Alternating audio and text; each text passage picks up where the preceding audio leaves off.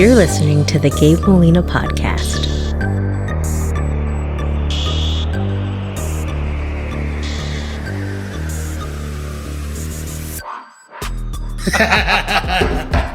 Yes. So we'll get started. Okay. Now, Kent Mantle, how you doing, buddy? I'm doing really good. Thanks for having me. I'm so excited that you're here, man. You're so funny. I've been trying to get hold of you for Ever. Yeah, I think I know. started like a year and a half ago, and I think I asked you before I even asked my dad. No. Don't tell him that. I won't. Dad, if you're listening, you were first. You deserve to be. You deserve to be. So we were talking a little bit earlier about Boca Chica Beach, man. Right. So how Elon Musk screwed up my fishing spot. That's so sad. That's what I'm saying. So it was always beautiful. Like I said, nobody was there. But I will say now it's packed. People want to see the rockets. And when you drive down there, like I was telling you, you can literally see them right off the road. It was kind of odd, especially the test rockets, because they're right next to you. Right. And so there's some little Mexican dude in a gray security uniform that just kind of looks at you like, I don't know. Keep going. Keep going. Go to Don't the beach, stop. man. Yeah. Take a picture, move on. One of my favorite things about going down there, other than the solitude and having the whole beach to yourself, was when you get down there and you hang a right, you can go all the way to the tip of Texas. Right. And have you ever been there to the tip of I've Texas? been there. Okay. Long time ago on a spring break. Oh, really? You know, with Kelly when she was young and, Okay. and all her crazy friends. And we took that drive down there. It's beautiful, It's man. beautiful, but there's nothing. Yes. I mean, it literally is like, okay, here's Mexico Yeah. and here's the United States. There was I remember there being a lighthouse on the Yeah. Mexico side. But one thing that I thought that was so cool that I'd like to go see again is the river coming into the Gulf, right? So you have the force of the river going out, Right. the Gulf coming in, and there's this brackish water there. And there was like 10 people fishing in there, and just the noise, it sounds like a rocket, you know, Right. from the river just powering through the waves coming in. Super cool. That is super cool. But then a bunch of trucks started showing up with no fishing gear, so we were like, okay, it's time to go. Yeah. Time to go. Time to go. We've overstayed our welcome. I wonder if they built the fence right along there, right? You know, Even when we went there wasn't anything, and now that I guess SpaceX is out there, I guess there's a possibility that for Probably needing is. something like that. Yeah. But at the same time, when nothing was there, it was just the checkpoint. Like, you don't want to come across there. No. There's so much. I guess it's like marsh and snakes, and I mean it's the jungle. You cross that, you're in literally the the jungle. It was rough. You know, I'd imagine it's rough coming across anywhere on the border. Right. But at least you can get your footing there. I mean, it's just muggy and marshland and Just all get kinds of sucked critters. up. Yeah. So that's not the place to go. Yeah. No, but I want to go see it again. I want to do that drive like you did. Yeah. You know, and go. Let me know. Drive by that. I'll go with rocket. you, and for I'll show you sure. where I used to fish. That's crazy. We And so it's gone. Well, no, the beach is there. It's just there's so many people there. Yeah. And I remember the last time we went with Nina's cousins. We get along with them pretty well. And one of them's smoking hot, so I'm still working on that kid. But we'd gone out there, and we were out there all day fishing and swimming, and I think we even barbecued. And she screams, and we're probably second sandbar in, and me and Nina are swimming. Jacob and Ileana are the cousins. Ileana's the hot one. Okay. And so she screams bloody murder. And so I hear that. And when you're in the water and you can't see anything, you hear somebody scream like that, the first thing you think is shark or something, right? Right. So immediately my masculinity kicked in and I got the hell out of the water. I left Nina behind. I think I pushed Nina deeper. And then I got out, you know, because I had to tell the story if they all died. So I was going to talk about how valiant they were and brave. But I think what she ended up doing was I think she kicked a catfish. And It so scared the shit out of her. Well, yeah, and one of the I guess one of the whiskers or something went through her poked toe. her. Oh. And so it was burning. And so nobody listens to me, Kent. That's my problem. I think that's why I started a podcast, because I just want people to listen to You me. probably freaked her out when you started to pee on her toe. Well, that's what I told her. I said, don't move, we're going to pee on you. And she's like, you're not peeing on me. And I'm like, I read a book on the way down here. Actually, I didn't read a book. I think I saw it online. And I said, we all have to pee on you.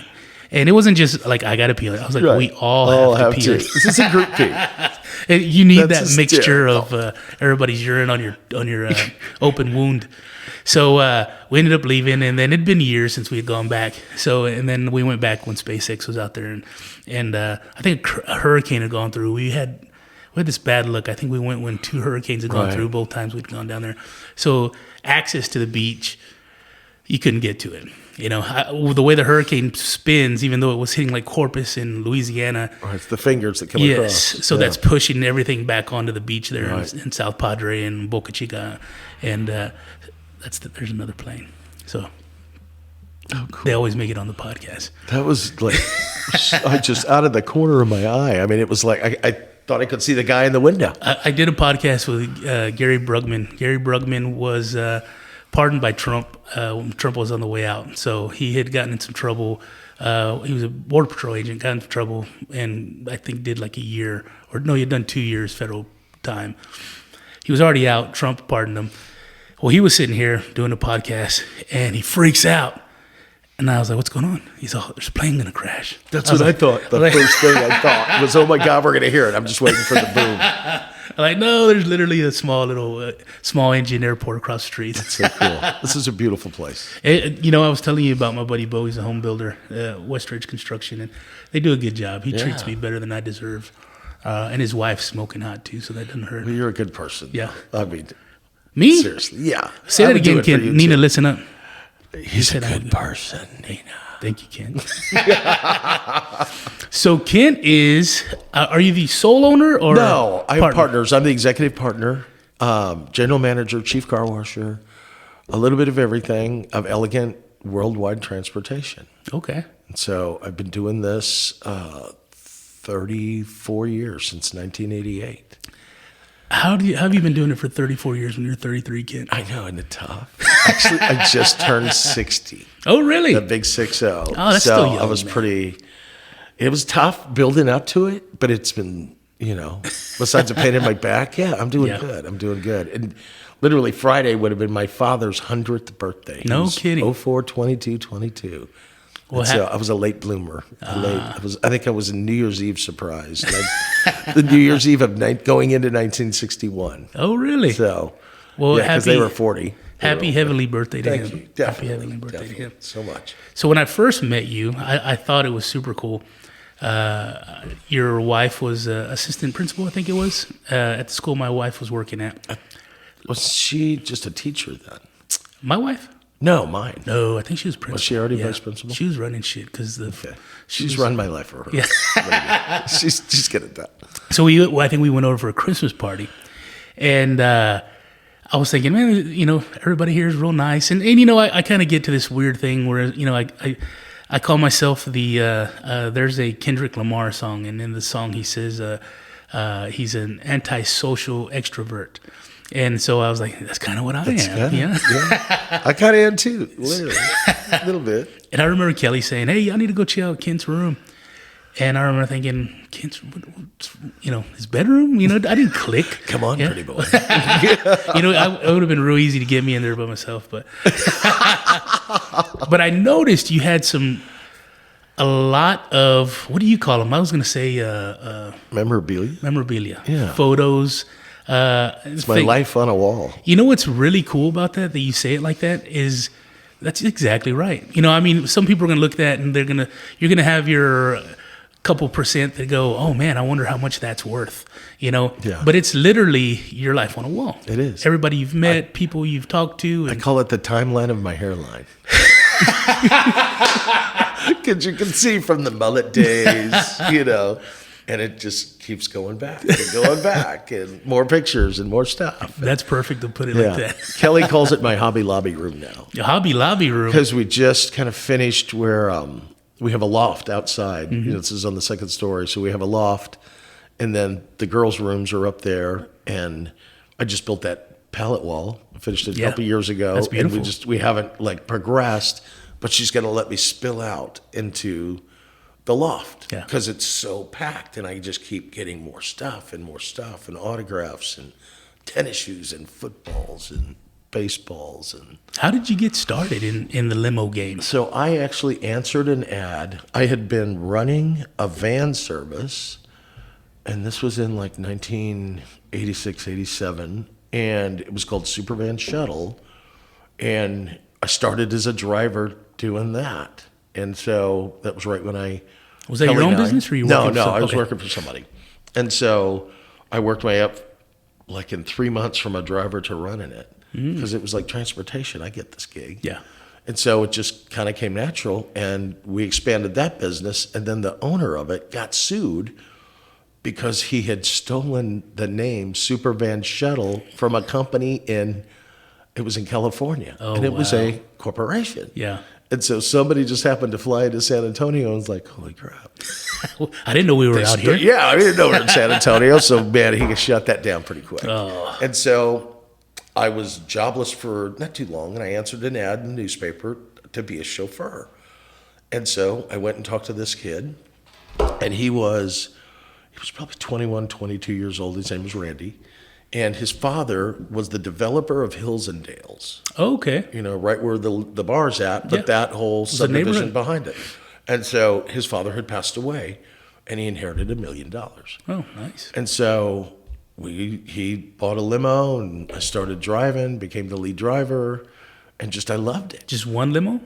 No, he had a couple. Okay. He had a couple older. I think the first one I ever drove was brown. It was brown metallic. It fit like 5 people.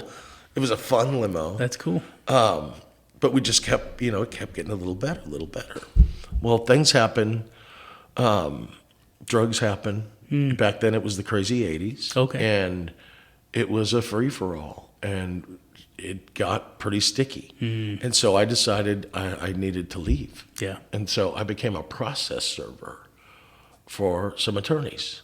And so the day I was serving, it was down at Five Palms, down on the south side. Okay. I was serving divorce papers to this guy, and this guy comes to the door, and he's got like, I'd never seen this before, where his pants were halfway down. He had like the diaper on. He was a white guy. Oh, yeah, He yeah. was a white guy, though. But he had white rings in his nostrils. So he was all wired up for Yeah. sound. So all of a sudden, boom, here comes a gun in my forehead. And he walks me backwards all the way back to my car, down the steps. How old are you at this time? Oh, Early 20s? 20, no, it was like 24, 25, I think, right about then. And so I remember pulling away from the place, and I'm looking in the rearview mirror, and I could see the mark of the Really? barrel on my head, because he had it shoved in my head, and I just kept pulling back. And so the next day, this was literally like the verge of cell phones was going on. You had the bag phone? Yeah, I had the bag phone, $3,000 a month. My sister Right had there. that. I think she was the only one in Live Oak County that had one, and she was tough shit when Like- she had that phone. See, the only people that had them around here were drug dealers. Oh, really? You could go to a club and you saw the guy with a bag phone. Oh, that's the guy. She had no use for this phone, so basically we'd go outside just to use it. It was like Right. we had a phone in the house, but it was like no. I'm but we calling can- inside the guess, house. and the only conversation was, "Hey, guess where I'm calling you from? The My yard. sister's car." That's so cool. That is so cool. And then, pagers were a big thing back then. Oh, And yeah. So this guy calls me and he goes, I need to, I need to clean myself up. I need to get away from this business. Was that the limo guy or the guy with the the gun? limo guy? Okay. Yeah, I'd dust You that got rid guy. of I was that guy. gone. And it literally right after that, I went back to the lawyers and I'm done. Here's the papers. I'm out. I'm Yeah. not going to do this anymore. Man, that's scary. So thank God, the next day my buddy calls me. And so he wants me to buy the company. And he's going to go off and find himself and, get straight. And I was happy for him. I Yeah, wanted him to do sure. it. I love the guy. I still to this day, I love the guy. He's a great guy. And he did. He went off to Talingua and Marathon and all that and got involved with running the bar, running the hotel, the Marathon, the Gauge out Okay. there. And he was a true West Texas guy. So he allowed me to make him payments on these limos. So he said, I'm going to give you 4 years to pay it. So I paid him off in 2. That's awesome. And it started just rolling after that. And then 2 became 4. And I bought just a regular black car. And it was just advancing quickly. And it's just amazing what we did then versus what we do now. I mean, we thought we were the shit. Yeah. We had 6 cars. We were badass. Yeah. Had a warehouse over off of Bandera at 410 where we kept them inside. I started a detailing business. That went really well. I got Gillespie Ford. We were detailing all their used cars, and it worked out really well. Where did you get this business acumen from? Because to me, I'd be like, I've got 6 cars. We're going to drive people around, and we need to keep these things clean. And that's usually where my brain stops. But for you to say, hey, we're already cleaning these limos. We have this equipment to clean. Let's go hit up, Gillespie. Well, and back when I first moved to San Antonio, I first moved here, it was January 3rd, 1983. I came to visit my sister. She lived here. She married an Air Force guy. So I came down to see her. Well, she was divorced by then. And so I just thought, let me give this a shot. Because if I grew up in, it was Fairview Heights, Belleville, Illinois, right across the river from St. Louis. Okay. And so my father had passed away in 1982. And I was either going to do something bad and go to prison or live my life on a VFW bar stool. That's how I felt. Yeah. And so I needed to go. Was he ex-military? No. Okay. He was an architect. He was born and that's right. raised You in told that me. area. Okay. And he was a great, successful architect. That's a whole nother story. With that whole ordeal, my childhood, my youth. And so I moved down here, and I actually sat in the plane next to Ian Anderson of Jethro Tull. Oh, really? And so, because I flew from St. Louis to Dallas, had to switch planes in Dallas to get to San Antonio. So I'm just like, holy shit, this is Ian Anderson. This is Jethro Tull, which was back in the 70s and 80s. They were huge. And so we just happened to click. And I was like, how cool is it to hang with this guy for 40 minutes in an airplane? Bought him a drink, you can only do one drink, and boom, you're here in San Antonio. So gave me tickets to his concert that night. We went, we partied like rock stars, literally the first time ever, backstage. And it was just so cool. That's and awesome. I was like, that is so cool to meet people like that. And so that always kind of hung in the back of my head. How cool it is, to see the other side of people that you see on TV, the singing part of it, but to actually see their lives behind that. Sure. And so as I got into this business, it got prominent to do that because there was only a few of us here in San Antonio that had that profession. And so it was just super cool. And so the first person I ever drove, on a limo level, was Roy Clark. Okay. From Hee Haw. And he was yes. badass guitar player. But acoustic guitar, and he was just amazing. Had hot chicks with him. Took him to the Majestic Theater. He played, got to watch that. I'm like, this is the badass job, man. I get to be backstage. But it was Roy Clark, so it wasn't like Party Animal. So when they hired you to do this, it wasn't just, hey, pick me up at the airport and drop me off at the Majestic. It's like, hey, I'm using you for the entirety of me being in San Antonio. And that's the way it was. Okay. I got to hang with them a couple days. And That's so that cool. was super. That was literally my first actual autograph. Oh, really? At the end of the deal. And I don't, I'm not an autograph hound or whore, but I just happen to be in right places at right time. And I spend time with people, and we form a relationship. And it's time to connect. It is. It's time to connect. It's just not like, oh my God, here, would you sign something for me? I don't do that. Yeah. And so I've just been blessed to be able to spend multiple days with hundreds and hundreds of badass people that, I come from a little corn community in Illinois. And where I kind of like Eureka-ed me, where I'm looking in the rearview mirror, having a conversation with Mick Jagger. Yeah. In my back seat in a black town car. And so I try to keep memoirs of what my adventures have been all these years. And that moment when I'm talking to him and just, it was surreal. Inside I'm exploding, but outside I'm just like, yeah, what's up, Mick? Yeah, it's cool. Yeah, just having a conversation. But it came to me where, okay, I'm going to write this book. And we're literally, Kelly and I were talking about we need to start looking for a ghostwriter or somebody to help write this. And so I came up with this thing, it's my life in the rearview mirror. Yeah. And that's what we're going to call it. Man, I love it. That's so a great crazy. title. But it's just been nuts how it all progressed from, and I've had a lot of hard times. I got burned for $70,000 back in 1996 by Brand X pharmaceutical company, and they were going to introduce a drug, and they were going to be at the height. Well, they were at the Hyde Hill Country, and I did $60,000-$70,000 worth of transportation for them. It was wave after wave of pharmaceutical salesmen. Oh, And so we were bringing them from the airport out to the Hyde Hill Country. And so they would bring, 400, 200 and introduce this. Then they'd all leave. And then the next day, Next the new batch would group come would in. come in. And it was going to be the biggest convention I've ever done.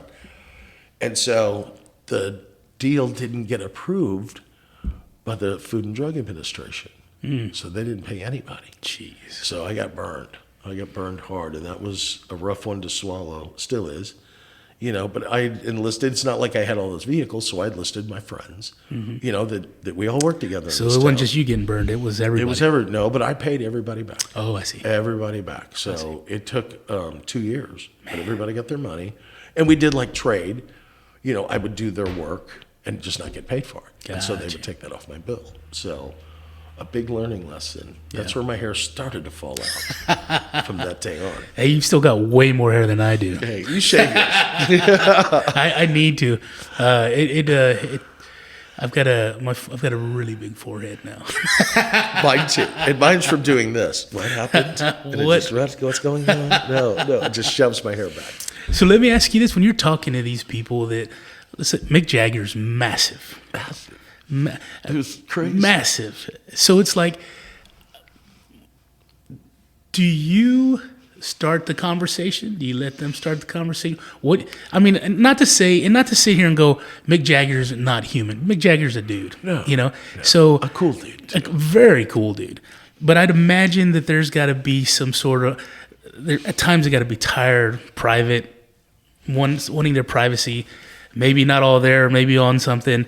And maybe just in a good mood to have a conversation. Like, you're easy to talk to. You're an amazing person, Kent. You're easy to talk to. You're fun to talk to.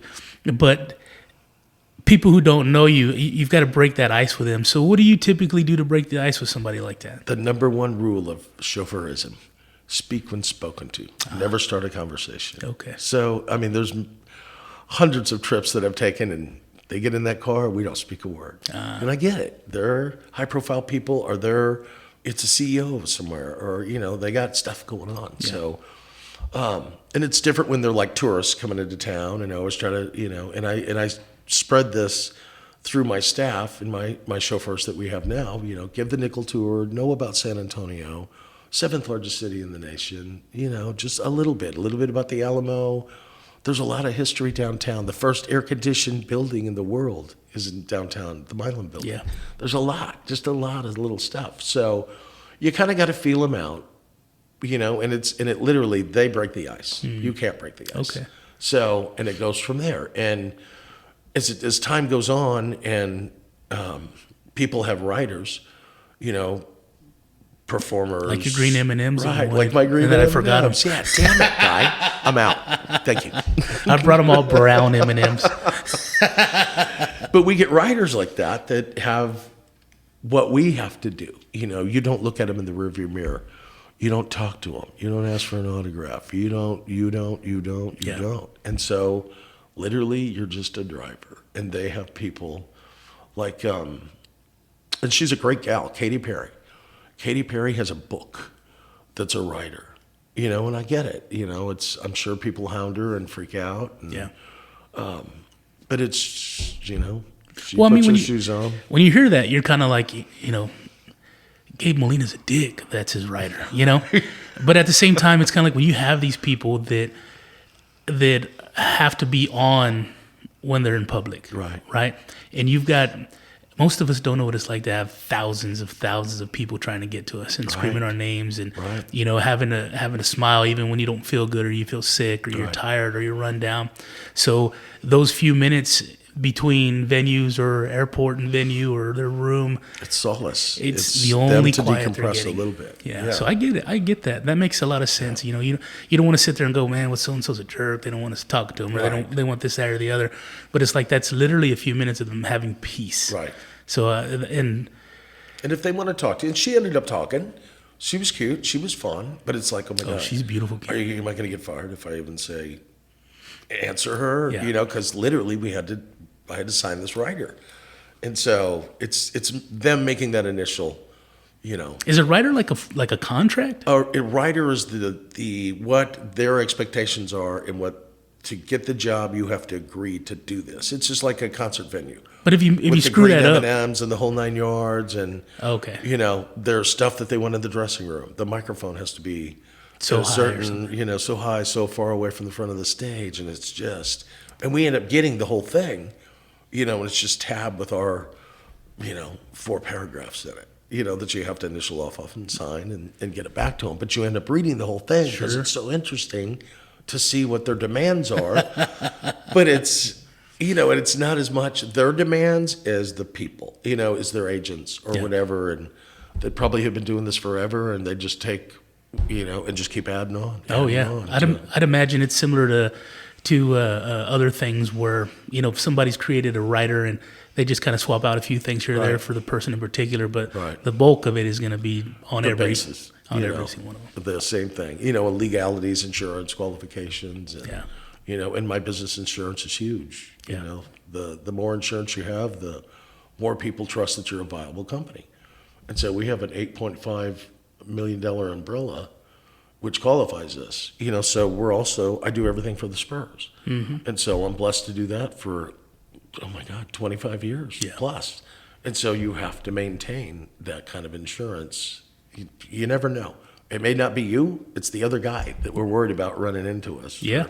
So you have to have that kind of protection. It's like the major condom, and it's thick. And this baby's not going to break. Sometimes it doesn't feel good, but it's safe. It's safe. It is. Now, I'd seen that you had, I guess, when George Strait had a few of his last tours, he's very similar to Ozzy in the Ozzy had the No More Tours tour for like 8 years, and it's like I thought George retired, and there he is in Houston or something. And George and I've been together for it's got to be over 30 years now. He has you drive him directly, right? Yeah. What? Is it that white Mercedes is the one I saw you taking him in last time? I think. No, it's been limos. Was it the limos? Because they'll go out and do dinner, and we'll do stuff. It's not always to concerts, and we've been to weddings. He's got family in Pearsall, and it's just cool, Aston. Yeah. He's such a great guy. Yeah. He is the Elvis of country music. They call him the king. Yeah. And and my friends back home all freak out, and people just freak out. I'm in a video. I'm in one of his videos called Check Yes or No. Oh, really? And I'm the limo guy in that. No kidding. My big 5-second claim to fame. So I think I even had a mullet. We're going to have to pause this podcast so I can go watch that real quick. Check yes or no. He's got a great voice. And he's Texas, man. He's HEB. Yeah. He's all, he's the Cavenders. Yes. And he's just a good guy. Yeah. He really is. And, and I don't treat him like a superstar. And we have a relationship that's more like we're just buds. Yeah. And so he moved out of the Dominion and moved somewhere else out in Bernie. And so this was like right before COVID. And he got this new house, and we were going out there, and I went out to go pick him up. And so my wife is this green thumb, and so we have all these crazy plants. And she's another charmer too, man. So I'd imagine that when you need, I'm not saying that Kent Mantle needs a buffer, because you are a buffer, but most people want you there, but she's another one that when you bring her in the mix, it's going to be very relaxing and a lot of fun. So we work well together. Yeah, she's a great chick. I'm very blessed. Great kids. So. And smoking too. Yeah. A little bit smoking. Yeah. I'm going to throw that in there. Okay. Now she's going to have this see, I am hot. And I tell her that. She's hot. She is hot. And so I go to his house, and I'm like, oh my God, what a cool plant you got. We have century plants too that we're trying to grow. And he's like looking around. He goes, what the hell is a century plant? And I was like, that right there. And he goes, that's an agave. And I was like, what the hell are you doing with an agave plant? And he goes, you don't even know about my tequila? And so, boom, I get a couple bottles of tequila out of being an idiot. That's an agave awesome. plant. And so... What's his tequila called? What is it called? Oh, I shouldn't ask that question. No, I gave them away, actually. So I'm just going to call it straight tequila. No, it's got a Hispanic name to it. Oh, my gosh. I don't know. I still have one bottle of it. Google George Strait's tequila. Yeah. Yeah. I can't remember, but it was good. The bottle that we cracked open. And I like to, like Popovich, I did a favor for Coach Pop, and he sends me a case of his wine. He's got a winery, a vineyard in Napa. Oh, really? And so it's called Rock and Hammer. And so it was so cool, and I'm not a big wine guy. And so I started giving them away to my friends for like Christmas and birthdays and stuff like that. And people are just like, oh my God. Yeah. You know, and it's so cool that you have that. When did you get to where you were comfortable giving things like that away? Because I'm weird in the sense when if somebody gives me something, it's like I can never give this away because it was given to me. So I'm sure there was a time where you were kind of like keep one. Okay. I got to keep one. If I get multiple things, and then so, you can hand the other ones out. Yeah, then I hand the other ones out. You know, and so I'm just blessed to be able to do that and get stuff like that and be able to do favors for people like that. And it's just, you know, I took George one time. We went to Retama back when it was a horse race track. That's how long ago we go back. And he spent like a little under $100,000 that day in horses, and it was just me and him. And so he'd had a little bit to drink, and you know, we were on the way back to his house, and I was like, oh my God, I couldn't even walk in the door and tell my wife that I just spent $100,000 on like 2 horses or 1. I don't know. Just till I was with George, It was Kelly. it was so crazy. And he's like, oh, it's nothing. I just like horses. And I was like, holy shit, $100,000, yeah. But that day, you know, I had the radio on up front in the limo, and so we were on his way. We were on 1604 going back to his house. And Check Yes or No came on. Oh, cool. On the radio. And I was just like, he's like, is that my song? And I was like, dude, this is my favorite song. So he gets up in the divider, no shit. You know, there's a divider between the driver and the passenger in the back. And we got to sing that damn song. That's awesome. I sang Check Yes, not Check Yes or No, but The Chair. I sang The Chair with George Strait right over my shoulder. And it's just like, I'm almost tearing up thinking about that day. It was just like, pinch me, oh my God, is this my life? That's pretty cool. It is pretty cool. My favorite George Strait song is, I got a bunch of them because he's a panty dropper, man. When he starts singing, mine are coming off. I love it. But your panties are coming off. Holy shit. The holy boxers are dropping, man. But that is funny. But that, what is it? Adelita or something like that? I'm going to screw up the song, but it's Pretty Little Cajun Queen. Sweet Dixie Flower of Death. I'm ruining that song. Heard that one. Man, I'm going to have to check that out. We're going to have to pause this podcast. We're going to play that one as well. We're going to play that. But that one's my favorite. So who else? Let me ask you this. You become friends with a lot of guys or guys and gals. So when you go pick them up, who else has just said, you know what, screw it, I'm going to ride in the front with Kent? So I've started this really great friendship with Phil Collins. And so it's all because of the Alamo. Yeah, I was going to wait to get there, but let's get there. Man, I mean, he's just such a cool cat, and just, you know, that's kind of what I grew up with. Yeah, you know, with him in Genesis, and he's always been the shit, but Genesis was amazing. Oh my God, for sure. Yeah, we just clicked, you know, the first time that we met, and it's just he started talking, and I'm just like, I'm gonna hold back. I'm gonna hold back before I just explode. And we start talking, and so. I've probably driven him 10 plus, 12, 15 times. And so since he's back on the road, he hasn't come in as much. But so he comes in one day, and I mean, hell, we talk on the phone. It's so cool. It's like surreal. It's so surreal. Kelly's like, hey, Phil's on the phone. Yeah. Well, and the kids have got to meet him. And so, you know, I have the rocker younger daughter. Do they get who he is? Yes. Okay, good. Yeah, very much so. Especially, you know, Kelly does. And then my rock and roll daughter, my 26-year-old now. And so, God, this goes way far back. When he first started coming to town, Kelsey was a senior at Clark. Oh, wow. And she was just like enamored, like, oh my God, I can't believe that you are hanging out with Phil Collins. That's awesome that she got it back then. So, yeah. And Phil and I had become pretty close. God, time flies. Yeah. You don't realize it's been that many years ago. So I asked him, I was like, hey, my daughter really, you know, and this is after months and months of forming this relationship. I was like, my daughter, you know, would you mind meeting my daughter? And he's like, oh my God, I'll meet your whole family, you know, just bring her along sometime. So I went and got her out of school at Clark and just called her out of class. And she thought she was in trouble. And so I'm like, just get in the car. She's like, Dad, I didn't do anything. Just shut up. Just get in the car. So we driving downtown. We end up at the Hyatt downtown. So he stays at the Hyatt because you can see the Alamo, and he's got the room that you can see the Alamo. It's a crazy story on how he got hooked up with that. But $150 million collection of actual Alamo memorabilia. Crazy. And so Kelsey's just, we get to the hotel, and I was like, when I come out, just open the door.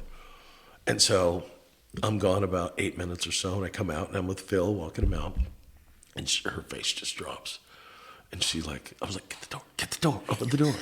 And he comes out to her and goes, Kelsey, and he hugs her and kisses her on both cheeks. I've waited so long to meet you. And I thought, but she died. I almost heard a fart. I thought I heard her fart right then. It was so, as a father, it's like, God, making dreams come true, man. But, that says a lot about somebody like him, too, that has this massive career, this massive collection. He's made plenty of money. And, for him to be so genuine with your daughter. Right. That says a lot about his character. And he the whole conversation was about them two talking.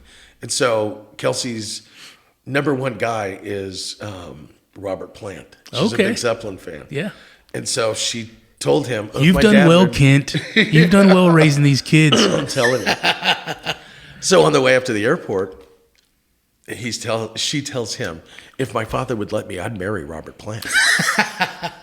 And he goes, that's one of my best friends. You want to talk to him? And boom, hits his phone. No. Tries to get Robert on the phone. And she's just like, no, I'm not going to talk to him. It's so crazy. She said, Dad, can I marry Robert Plant? Yeah. Robert Plant. Yeah, right. I mean, he's older than me, girl. No. I literally just had this conversation Friday with a couple of folks there with the Hazy Blues. They were here playing the other night. And I was telling them how much I appreciate music. I love music. And there is the way Robert Plant says "if" in the very beginning of the Levy. Oh my God! He says "if" and he holds it a little bit. I listen to that over just that one word. Because we live in the digital world. It's easier to rewind. So I just go back, and it's just this "if" and just the way he says it. You're right. Oh, with a little accent. Yes, just off of two letters. Holds it a little bit, and I just love it. Yeah, but that's a great song. That's a great song. That one word, I get hung up on it, man, and I can't stop. I just keep rewinding. My wife, Nina, cool. Nina listens to it. She's like, because I will literally take a song, and if I love it, I'll listen to it all day. Right, I do that too, and it sticks in my head all day. Yes, and you know what's weird is I guess I never explained it to her, but like with that song in particular, right? The Gallows is another one where I have to listen to it over and over because like I'm gonna listen to Jimmy Page's part over and over and over till I feel like I've heard everything that he did in that song. And then I'll start listening to it again because I'm listening to Robert Plant sing. Right. And I'm listening to the drums and I'm listening to the bass and then I'll listen to it all together. And I'm kind of a nerd like that. But oh man, no, I'm totally like that too. Totally going to California. I could listen to that song just over and over and over. Have you driven those guys? I have not yet. I've been to my very first concert was Led Zeppelin in 1977, awesome. April 15th, 1977 in St. Louis. That's awesome. And so I've gone and seen them, after Bonham died, the bottom fell out. Yeah. And so I've seen him like 4 or 5 times as Robert himself, and then I've seen him, them together without a decent drummer, or, it was a decent drummer, but it wasn't Zeppelin. They don't go under Zeppelin. Did they ever bring his son in? They do, yeah. I've got to meet his son because he drums for Sammy Hagar with in the Circle of Friends. Oh, okay. And it's John Bonham's son that is the drummer. Oh, I'm thinking of Chickenfoot. That's Chad Smith from the Chili Peppers. He plays with him on that. Right. Okay, and so Circle of Friends is the Circle of Friends is John Bonham's son. But now he's like 40-something. Yeah. But it rocks it. We saw him last time at the rodeo. Okay. And it was so cool. And That's they had awesome. one of the Van Halens was there playing, but it was so cool to see Sammy. That's Sammy's just super the cool. rock. Yeah, Sammy's a good He's guy. Incredible. And I've got to meet Sammy once. It's just it's one thing after another. It's one person after another. It's besides music people, you get to meet icons in business. Yeah. And Elegant's one of the only ones that we have like a certain like Secret Service clearance. So we get to I've met Colin Powell. Oh, wow. Henry Kissinger, astronauts. It's just like so crazy again, and it's a whole other thing from music. The guy that invented the heart, Jarvis, was his name? Isn't that his name? The first fake heart. He came to San Antonio, and I was like, I got to meet that guy. Really? I mean, what? It's history. And so, not much of a personality, but God dang it, Sure. man. We had a cool conversation, and same thing with like Henry Kissinger. That's just so crazy. That is It's crazy. Henry Kissinger, in the back seat, and I ended up getting a book signed from him. But he didn't give it to me. I had to go spend $50 to get the book. He was here for He saw the signature's free, but you got to buy this book. It was $50, and I was like, oh my God. And I still have that book. That's cool. Erin Brockovich. Okay. She was a riot. Got to hang with her a couple days. I've never, none of these people I've ever met, but when you see Erin Brockovich do, I guess, interviews and stuff, she's fiery. She is fiery. So I'd imagine, getting to shoot the shit with her a little bit would be fun. She got big ass hairy balls. Yeah. She had to have. She's neat. I love passionate women like that. Yeah. And she is just passionate people about anything they do. Yeah. It just hooks me, and I'm passionate about what I do, and I try to convey that. And when you hang with people like that, and you're like, God, now I want to be a lawyer. Yeah. God, you kicked ass, and you talk about it in the car, and it's like, it's amazing things. Well, let me ask you that too. Is I get that sometimes you spend more time with some people than you do with others. Mm-hmm. But has there ever been anybody where, even if it was a short period of time, short conversation that you had with them, it was something that really impacted your life or the way you do business, or was there a conversation that you had with anyone that in that short period of time that you spend together really had an impact on you? Tony Bennett, I think, started that. How I changed doing things with people. So I one of my rules is you stay with the car. You don't go, if they invite you in for dinner, you don't, the main purpose is it's them. Yeah. You have to guard my car. It's part of the, it's part of the business. You got to make sure everything's okay.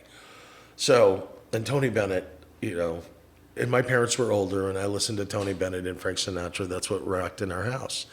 And so I grew up on that. So the first chance I ever got to meet Tony Bennett, it was when, Macaroni Grill just had opened out in Leon Springs. And so, how many years ago was that? That had to be like late 80s, early 90s when he came into town. And he was singing at the Majestic. And so he's like, hey, I want you to take me somewhere where you would go and eat at. I was like, well, I just ate at this new Italian restaurant a couple of weeks ago. I'm sure, that it was early. It was during the day. It was like 4:00 or something. He didn't have to perform till 8. And so I called out there really quick, and the guy's name was Vic Pizon, who was the maitre d', and he was the man. And so he's like, you're bringing who here? And I was like, I got Tony Bennett. And he's like, get your ass here as quickly as you possibly can. And when it first opened, their waiters and waitresses were studying opera singers. And they all wore ties, and a lot of people don't even know that. And so took him there. We were the only people in the restaurant. When we walked in, I almost could hear, oh, God walked in the room. And I mean, Vic was right on him. Oh my gosh, sir. It's, I'm honored to have you in our restaurant. And so we sat down, and I was going to back out. And like, I'll just wait by the car. And he's like, no, you come in. You come in and have dinner with me. I was like, no, I know you want some time alone. He goes, I don't want to be alone. Come in and eat with me. So lock the limo, I'm in. Yeah. Tony Bennett asked me to come in, I'm in. And so we sat there across the table from each other. And so they had butcher paper where it was the table coverings. Mm-hmm. And they had crayons on there so you could, write whatever you wanted on the butcher paper. And so we're talking, we ordered. He's drawing a picture, and I'm not paying attention to him. We're talking, and I'm asking questions. He's asking about my family and stuff. And a couple of the waitresses, and sing a song from Cats, right there at our table. That's and a cool. couple of people are starting to come into the deal, and they're like, oh my God. Oh, they got a phone call that Tony Bennett was there. Oh, well, I've been to that deal too, where, how the hell did somebody know at the airport that this person was coming in and nobody was around? And as soon as I make eye contact with somebody, 100 people come out of nowhere, and it's a gang rush. Yeah. So it was very pleasant. People were very nice and staying away, and, they kind of set them away from us. And so they sang this song. I had manicotti, he had quail. And so at the end, he drew a picture of me sitting across the table from him. No kidding. And I didn't realize at the time that he was an artist like that. Yeah. And so there was a little bit of quail juice on there, and as we're leaving, I was like, can I take this? You won't get offended if I take this, will you? And he's like, no, if you want it, take it. Well, his stuff goes for thousands and thousands of dollars. It's freaking Tony Bennett. And it was just a black crayon sketch of me literally with my hands on the table looking at him. And it was just so cool. You still have it? I take it home. And so at the time, please don't tell me Kelly got rid of it. Listen to this. Oh, no. So I had our first kid was a basset hound. The basset hound's name was Mallory. No. The basset hound would eat anything, that had any kind of flavor or scent to it. And so I had rolled it up and set it on a chair. And damn it, that basset hound didn't just, because it had a little bit of quail juice on it. That was the kiss of death. Oh my God, I cried. I cried when that happened. I bet if you told Tony Bennett that, he would laugh his ass off. I told him. Did you? And probably been with him 6 or 7 times after that. And I told him that story, and hoping that maybe he'll draw me something else, because I would really like to, and the stuff that I've collected, I would never sell. Sure. That is my stuff. And Yeah. it's just, again, it's a timeline of my hairline in my life. Well, it's like you said. It's not like you're going and buying a basketball and then you're picking up, Kareem Abdul-Jabbar and you're Right. going, hey, Kareem, sign this. Right. I mean, it is a gift to you. Right. It's not you trying to score. Well, I'm not going to fool you. signatures. I have done that. Yeah. And gone out but it's not like in the beginning. Yeah. If I'm going to spend a little bit of time with him, like Magic Johnson or oh my gosh, early in my career, I ended up picking up some basketball players at the Plaza Hotel downtown. And we went to this club on Austin Highway, and it was a black club. And so I was in a white limo, had all these tall guys, and I wasn't really into If you're on Austin Highway, it's already pretty sketchy. Yeah, it was a little scary. But back then, this is like late Well, it was 80s. nice. Austin Late Highway is 80s. nice back It then. was, and I can't even remember the name of the club because it had switched. One time it was Grand Central Station and just different clubs, but at this time it was basically a black club. So I'm outside, and some people come out and like, oh my God, is this Michael Jordan's car? And I was like, who? Michael Jordan, the greatest basketball player ever. He's inside with all the other basketball players. So I was like, I don't know. And so I figured, holy crap, I guess I brought Michael Jordan to this club. There was a Kmart down the street on Austin Highway. So I bolted ass over to that Kmart. I went and got me a basketball, and I got Michael Jordan's autograph That's pretty that cool. night. And that was like super early in his career. So I have one of those. That is pretty cool. Yeah. Do you ever find that, have you gotten to the point, or are you pretty private in the sense that nobody really, I guess, knows when Kent's in the area, something's fixing big to happen? Or do people kind of associate you with when you're at the airport or when you're going somewhere, or you're showing up downtown, they're following Kent Mantle now? Especially with the Spurs. Okay. When we're bringing in potential, during trade season or whatever, and it's news people that will, if they see me at the airport or something, or they see, because they'll scout. Those guys are great at figuring out things. And so it's private jet. And so I'll get calls from different news stations. Like, hey, I'll give you $1,000 if you tell me where you're going to be. It's like, I can't do that. Yeah. Come on, okay, I'll give you $2,000. Well, my privacy with the Spurs is worth, Sure. it's priceless. The relationship that I have with them. And I would never say that. Like when Timmy Duncan, do you remember when he, this is one of my silent claim to fames. And so I don't really talk about this a whole lot, but when he was thinking about leaving and going to Miami, right? He was going to go to Miami. He was going to go play for the Heat. And so it was the end of his first contract or whatever with San Antonio. And so it was him and Amy, and I picked him up at home and took him to the private jet. And Miami sent him a private jet. And then when they came back, I went to pick him back up again. And I was like, well, how was it? And Tim was like, it's all right. You know, there's probably some potential there. And Amy, his wife, says, I hated it. They treated me like a second-class citizen. Really? Yeah. They were just all about Timmy. And so their focus was on Timmy, not her. Yeah. And so she was like, I couldn't, you know, I had to walk behind him. You know, it was just, I was just a pawn there. Sure. And so I thought, wow, how shitty is that? You know, you got to get them as a pair. And so when they got out of the car, I ended up calling RC and it was like, oh my God, this is what they just told me, what just happened. And she was really upset, you know, that they didn't pay attention to her and they didn't, you know, wine and dine her like they were doing Timmy. And Timmy's he don't give a shit. Yeah. Timmy'd rather have no shoes on than basketball shoes. Yeah. I mean, he's just an incredible person. He's just genuine. Well, he's an from the island heart. guy. He's an island guy. Yeah. He's an island boy. Yeah, he's got island blood in him. Yeah. So it's And so slower that's and him. That is kick him. back. And That's him. And so I told RC that, and within 2 days, he said, we're putting her on the float at the Fiesta Flambeau. Parade. No. Funny. But they flew in her private chef, her favorite chef. They flew in her friends from college, and they threw Amy a badass party. No and kidding. surprised her. That's awesome. And a week later, Timmy signed the contract. That's cool. You know, so I feel that I had something to do with that to make him stay. You know, Yeah. just, you know, and Timmy, I'm sorry that I said that. If, you know, I don't want to. You're get out welcome, to San speak. Antonio. Yeah, no doubt. No doubt. So, like, during that concert or the contract signing, all three of the news guys, the sports guys, were calling me, and it was a battle for money. Where were you at signing that? Where were we at? They all wanted to be the exclusive. Sure. And actually, we were at the Dominion, and I didn't tell anybody. You know, we were at the country club at the Dominion, and the offers got up to like $5,000. You know, just tell us where you're at, and nobody will know. Nobody will know that you told us. And I'm just like, I'm not doing that. Yeah. I'm just not doing that. Well, I mean, there's a lot there, right? There's your integrity. There's your trust that people Yeah. have in you. And I mean, what people don't understand is, like, you know, they can sit there and go, I'll give you $10,000. But you know what?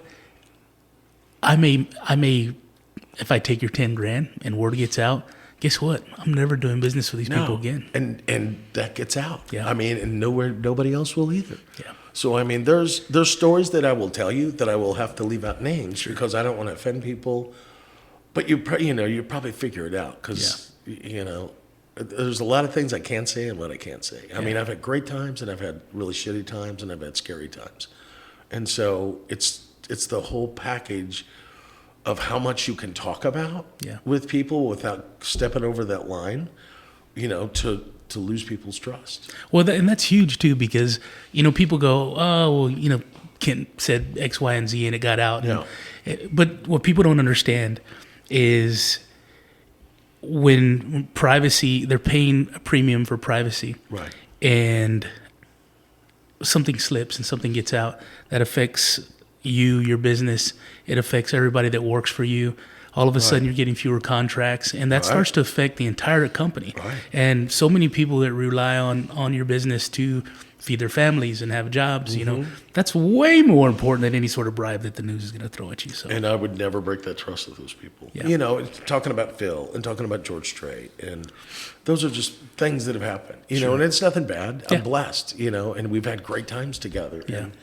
And, you know, going back to Phil, talked about some of his songs. How did he come up? How did he write some of that stuff?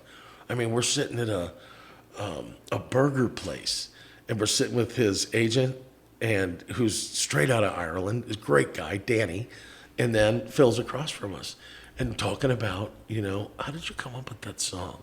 You know, and there's so many rumors about In the Air Tonight. In the Air Tonight. Did you talk to him about it? Totally. What'd you find out? And That this I can cross. that's the most air drummed Right. solo ever. Everybody knows it. Yeah. And it made Mike Tyson even more famous. Oh, so.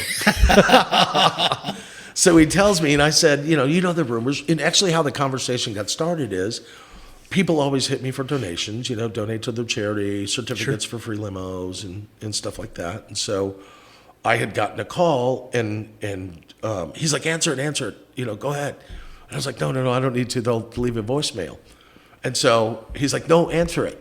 And so I put it on speaker, and it was somebody. It was a private Catholic school asking me for a donation that I give every year to the school. And so I hang up the call, and he goes, gosh. He goes, I didn't realize how, I get hit like that all the time, too. He goes, I get calls, and it's usually through my agents where they want handwritten lyrics to auction off at charity auctions. And I was like, how badass is that? Yeah, that's cool. I would love to have something like that. And I asked him, what do you do with those lyrics? The first version that you write. And he goes, I have a file cabinet, and everything is in there. All the originals are all in this file cabinet. And so we start talking about that song. Mm-hmm. And I was like, so, all the rumors about you saw somebody drown. You saw somebody die. Yeah. And he's like, that's so bullshit. Yeah. And that's not how the way it happened. So he was living on the side of a mountain overlooking Lake Geneva in Switzerland. And so this is kind of goes into, he added a wing on just to house his Alamo memorabilia, stuff. And it was going on. He was having his kitchen redone. And he felt something was wrong with his relationship with his wife. And so, something was wrong. She was cheating on him or something was going on. And so we said he walked into his house. It's a shambles. None of the workers are there. He's in the kitchen, and they're redoing an island. And he said, this just came to me. I just got this feeling that this isn't going to be good. Yeah. And so he reaches over and he says, there's a notepad of paper, and I just start writing these lyrics. It was on the island, and he starts writing these lyrics. And so eventually his wife left him, and it was one of the largest divorce settlements ever in history. She got like $360 million from him. And she left him for the contractor that was building the house. No kidding. And the lyrics, the pad of paper was the contractor's pad of paper. That's crazy. That his wife was screwing in. And That it was is like, crazy. that is the craziest ass story. He goes, but that's the truth. That's Yeah. kind of like, I knew it was coming to the end. I could feel it coming. Yeah. I could feel it coming. That's in the amazing. Night, That's a great song. When you sit there and you listen to it, it's a heavy song. It is. So you can tell that when you say that, you can tell there was some weight on him when he was writing that. Because, passionate weight Yes. that he was trying to get off, get off his shoulders. And that's amazing. But to hear that story coming out of Phil Collins' mouth, that's sitting right across from you. And it's in the filing cabinet. And so I had this great idea of like, so in my room, I don't know if you remember my autograph room, my memorabilia room. So I bought these two badass leather chairs, and I needed a table in the middle. So if people come in and sit down, they put their drink or whatever. So I thought, what I want to do is I want to get a big ass floor base, but I want it retro from like the 70s, like an old floor base. You know what I'm talking about? Yeah. Oh. And so I bought one, and I just kind of held on to it for a while, and I was like, I'm going to find that person. Somebody will come into my life that I'll get an autographed drumhead. And so Phil Collins entered my life. And so I told him about my idea. And I told him, I got this great room. It's just full of shit. I got everything. And so I want to have this table.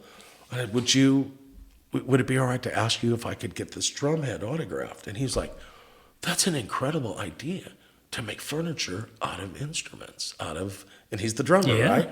And so, and it was actually the time that I brought Kelsey. I went and got these drum heads.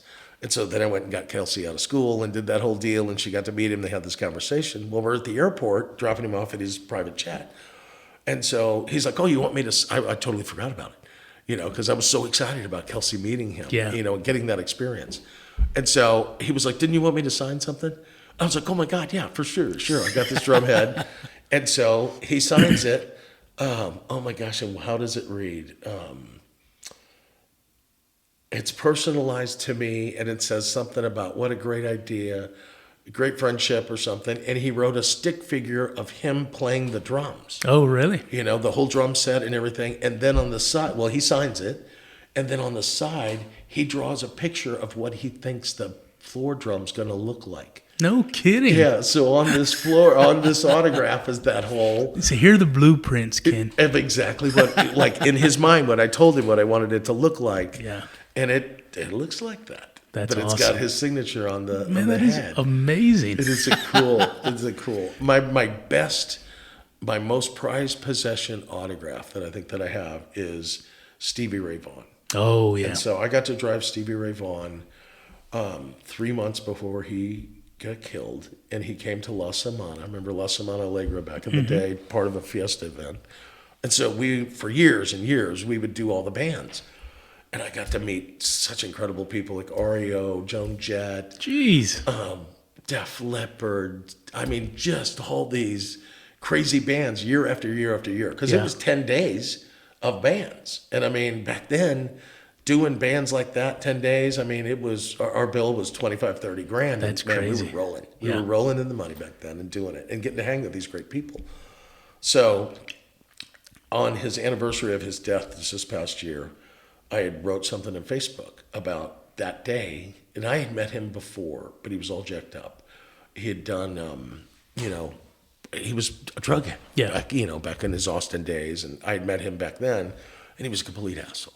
Yeah. And I just didn't, I loved his music, but that made me feel a whole lot different about Stevie Ray after meeting him that day. And so he was coming in to do La Semana Allegra, and he flew in commercial from like LA or whatever.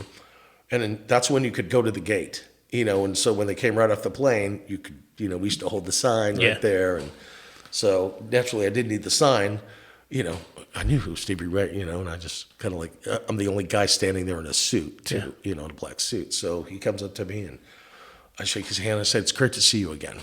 And so get to the car, we're on our way downtown to La Semana, and he says, "Hey, you said it's good to see you again. I don't remember meeting you." And I said, "Well, it was back in the day, and he goes, "Was I an asshole to you?" And I said, "Well, we all fight demons." So he puts his hand on my shoulder and he goes, "You know what? I'm very sorry." He goes, "Why don't we start again?" And he reached his hand over, he goes, "My name's Stevie Ray." And I was like, "My name's Kent."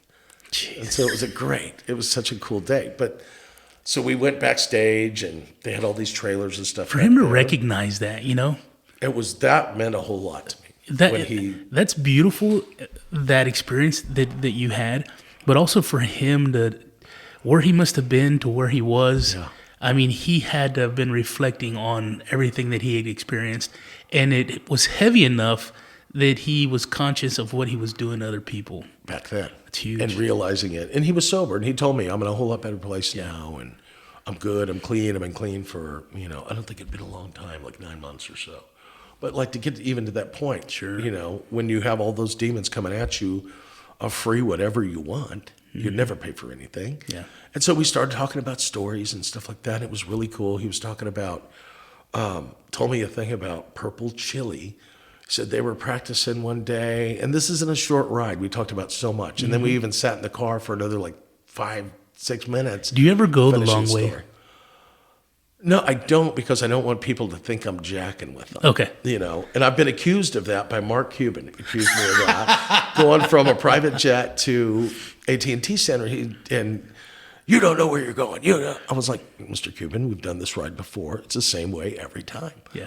And a couple minutes went by. "You don't know where you're going. You're taking me the long way." And I was like, "Why would I do that? Why would I do that? Take you the long way?" And so I'm mixed about him.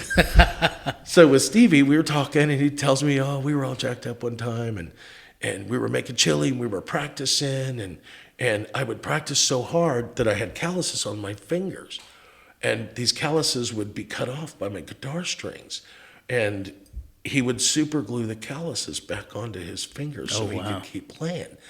And so it comes around, they were all jacked up, and they ended up putting beet powder in the chili.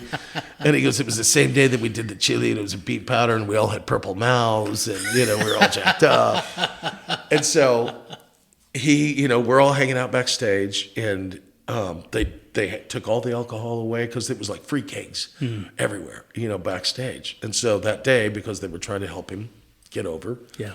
And so he comes out of the trailer and he goes, "Hey, they just told me I got this big VIP booth." And he goes, "I got nobody coming. And it's right off the stage." I knew exactly where it was. You're looking at the stage. One side's the guitar techs and everybody there. The other side was what they would give to the performer if he wanted to hand out 20 tickets and have 20 hot chicks come. And, So he goes, "Do you want it? Do you want that booth?" And I was like, Hell yeah, I want that booze. So I got a hold of my wife. We started calling friends, and it was one of the greatest party nights. There was a keg in that deal, and he would come over literally, and from him to you. I mean, this is how close that we were. He would come over and keep looking at my wife and I and just play licks, guitar licks. And it was just amazing. Incredible. It was like it was yesterday in my mind. That's crazy. But so after the concert, we're on our way. He was going to stay at the Holiday Inn Riverwalk. The Holiday Inn Airport, because he was flying out the next day. And so when we leave La Semana, it starts to sprinkle a little bit. We get up on the highway, and I got what I call Klingons following us, trying to get to him. And so his manager's back there who perished with him in that helicopter wreck. And we're talking, and he's like, and the manager's like, man, somehow you got to lose these chicks, and they're coming up to the side of the car. Stevie, we love you, showing boobs, and terrible. It was tough. It's a tough job sometimes. And so I'm like, I'm in a limo. How the hell am I going to lose somebody? And I'm driving a limo. It's almost near impossible. Sure. So I pull into the airport. We come up off of 281 up on the ramp and go over 410. And so I whip it around. Just do a U-turn at the first light. And I'm running the red light. There was nobody there. It was like, 11:30 at night. And so as I'm doing this U-turn, the back end breaks loose. And so it starts sliding. And these girls are behind me in the limo. Jeez. And I'm trying to do a U-turn. And it just was a little too fast. And so I'm thinking, holy crap, we're going to crash. And I'm just like, and I swear to God, I probably heard myself fart right then because I was shitting my pants. And thank God the limo caught. It did. This whole thing spun around. And as I'm looking back, you can see them in the back holding onto the doors, face of terror, because they can feel we're sliding. Yeah. We're sliding.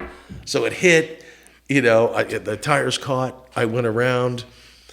The two girls that were following us crashed into each other. Oh, Lord. And so, boom, I lost them. So we get to the hotel, we're talking, we're laughing about it. And I somehow, during my many moves, I've lost this picture, but I was taking SRV guitar out of the trunk, and it was in like a canvas, bag. And I was like, man, would you let me look at this thing? And he's like, of course, open it up. And so I got to unzip it. He goes, put it on. And so here I am in a suit, and I put the SVR guitar on. And so we got one of the Bellman. I had, those old disposable Kodak little yellow cameras. And so I got a Bellman to take a picture of us. And so I can't find that picture. I don't know what happened to that picture. But we have a tub, like one of those blue plastic tubs. I know the negative is in that tub. It's just me going through thousands of negatives to find that picture again. And so I asked him for an autograph because we'd spent the day together. It was cool, and I was going to see him the next morning. And so he had an 8x10, but on the 8x10 it says, to Kent, nice moves, Stevie Ray Vaughan. And that is so cool. It's my prized possession. I swear to God. When we get done here, we're going to your house. We're going to go look for that negative. You got to. I probably have a picture. I know. I got to look for that. We got to find that negative. No doubt.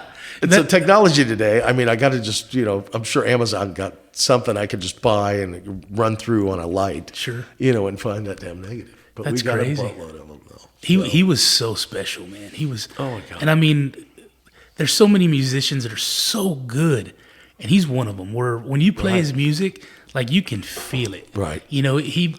His music will put you in an emotion you may not be in. Texas state of mind. Oh, I love it. That's just pure Texas music. Yeah. To me it is, and it'll always remind me of Texas. Speaking of Texas, let's go back to Phil Collins, because I'm not the best at it, but I'm a huge nerd when it comes to like Texas history. Right.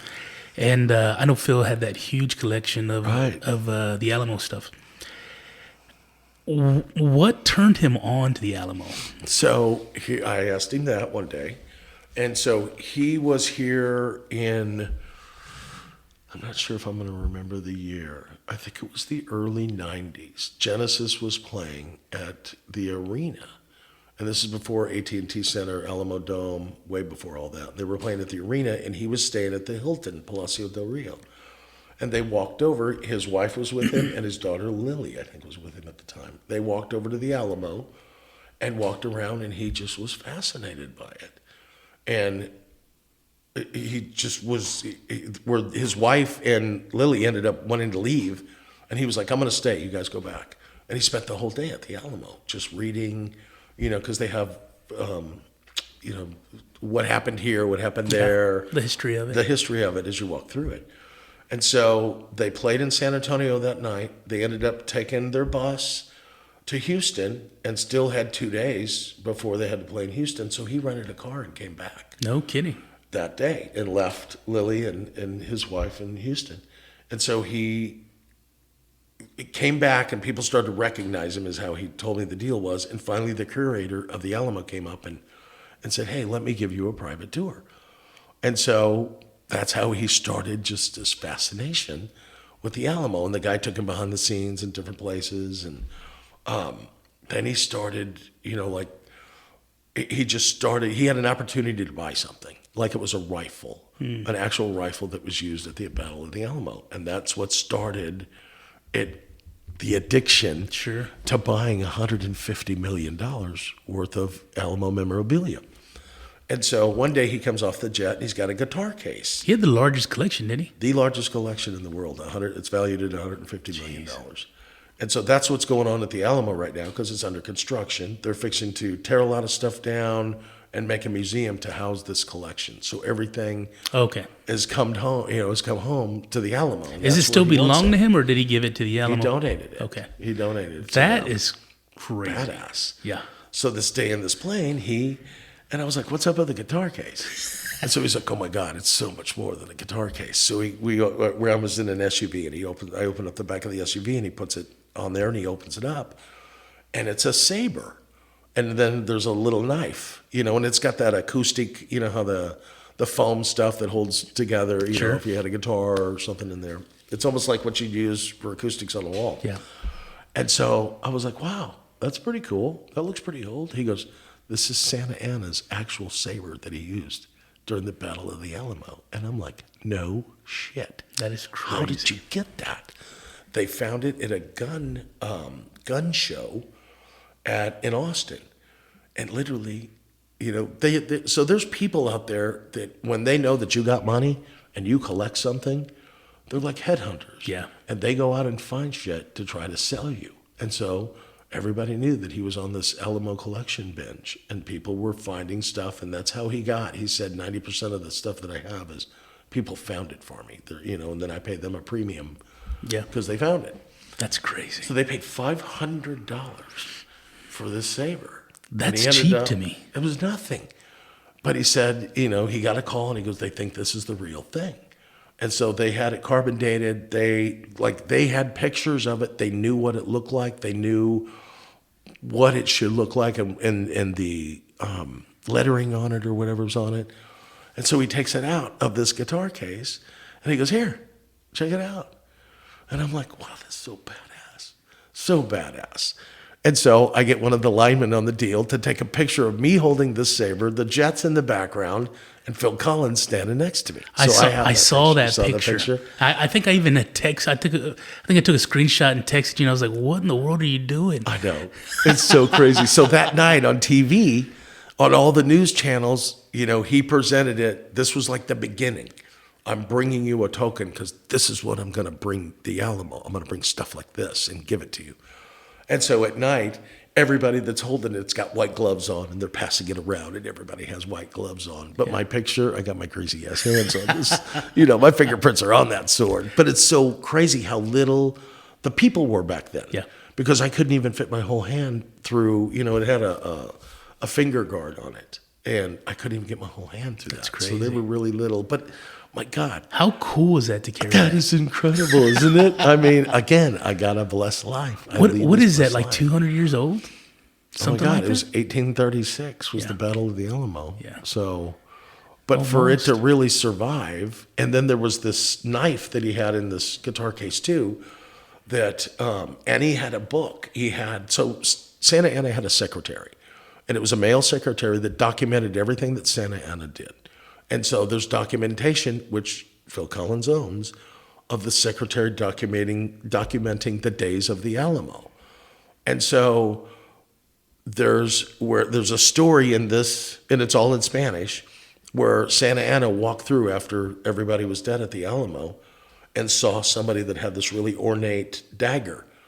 And Santa Anna leans over and rips it off one of the bodies and hands it to the secretary. And the secretary literally writes a drawing, makes a drawing of it in the book and tells this is what happened. Santa Anna leaned over, ripped it off, kicked the body, because they're all dead. Yeah. I mean, that's what, he's an evil guy. And so they found that knife. They found that dagger. It was the dagger that was in the secretary's notes, hand drawn. And he gets the book out and he goes, look, it's the dagger. And I was like, holy shit, it's the dagger that's in the secretary's book that, That's amazing. It's amazing. Amazing stories like that I get to live out through these real people. And again, I'm blessed, man. I mean, who the hell happened? I just how do I end up in these places? How? It's just amazing. Well, a lot of it is you. It's your personality. It's the position that you put yourself in by working hard at an early age and having a vision to stick with it. I think that. most of us when we're young, we don't know what we want to do. We just kind of go and I didn't do this, that, and the other. But it sounds like when you were younger, like I said, you had this this vision of what you want to do with the company. I think if I was in your shoes, right, I wouldn't have done nearly half of what you did. Like I said, I'd had a few cars, kept them clean, and given rides. But for you to kind of put yourself in these positions, and then not only that, you're a hell of a guy. People love you. People want to hang out with you. People enjoy your time. I love the shit out of you, kid. I love you too, bro. And I think that says a lot about you. And so when you see these people that, let's use Phil Collins again, that sees hundreds of, not thousands of people all the time, and to go, this is the type of personality I want to be around. Right. It's all you, man. It's all you. I just happen to be a likable character. You're very likable. And I know, I don't know. I try to treat everybody the same. It doesn't matter if you're a superstar or you're a lady going to the doctor. Yeah. You deserve the same treatment from all of my people. And that's what I try to instill into my people. Have a passion about it. Be caring about it. You're going to run into the assholes. You're going to run into, every kind of person that you can imagine.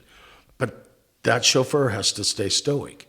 And it doesn't matter if somebody's screaming at you, spitting in your face because you've done nothing wrong. They're just having a really bad day. You just got to be that better person. Yeah. And eventually they're going to go, I can't faze this person. And I have had many people scream and yell at me. Nothing to do with anything that I had anything to do with their life. They're just having a bad day. And I just happen to be the sucker that gets it, But you can't. You can't take that personally. I could have hauled off and punched a lot of people, and just if that's how you feel, I understand. I'm so sorry that you feel that way. But what the hell did I have to do with that? Yeah. Why are you screaming at me? So it's maybe a mind reversal of, why are you treating me like that? Because I would never treat you like that, and people are just like that. You get these uppity businessmen and, gosh, we deal with the stockbroker guys that I couldn't even imagine doing that job, that high pressure where you got to go up, we call them road shows, where they got to go out and sell these IPOs to these people, USAA or Capital Investments, and we take these roadshow people up to Texas Teachers Retirement, but that's a hard gig. That's a hard gig, knowing that you have to come back and sell 1 million shares of stock and you're not even close to it. And I've seen people melt down on that shit. Yeah. And it's a business thing.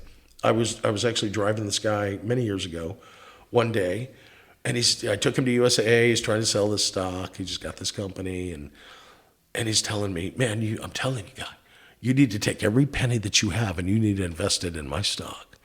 And I'm just like, yeah, I hear this all the time, yada, yada. Take him to Austin. We part ways. It was Under Armour. Oh, really? It was the first time Under Armour. One of my big lifelong, I don't have a lot of regrets. That one I regretted because I could have got it for pennies. But like you said, everybody says that to you. Yeah. Everybody comes to you and they have the best idea on the planet. Right. And, it's just, whether you do it or you don't, there's going to be something else come down the pipe where you should invest in it. And right. Who knows if you do. And we still get it. They still come. During the pandemic, it teetered off, but Now they're starting to come again, and business is flourishing, thank God. Now. Yeah. I mean, we have been, in the past 3 months, we have broken month after month every record that we've ever had in 34 years. That's awesome. We are now at 186 vehicles. We are the 10th largest transportation company on the planet. That's crazy. It is crazy. Hence my airline. It's a lot of pressure. It's a lot of pressure. I was telling you, I talked to somebody Friday, and then I talked to another friend of mine from George West last night.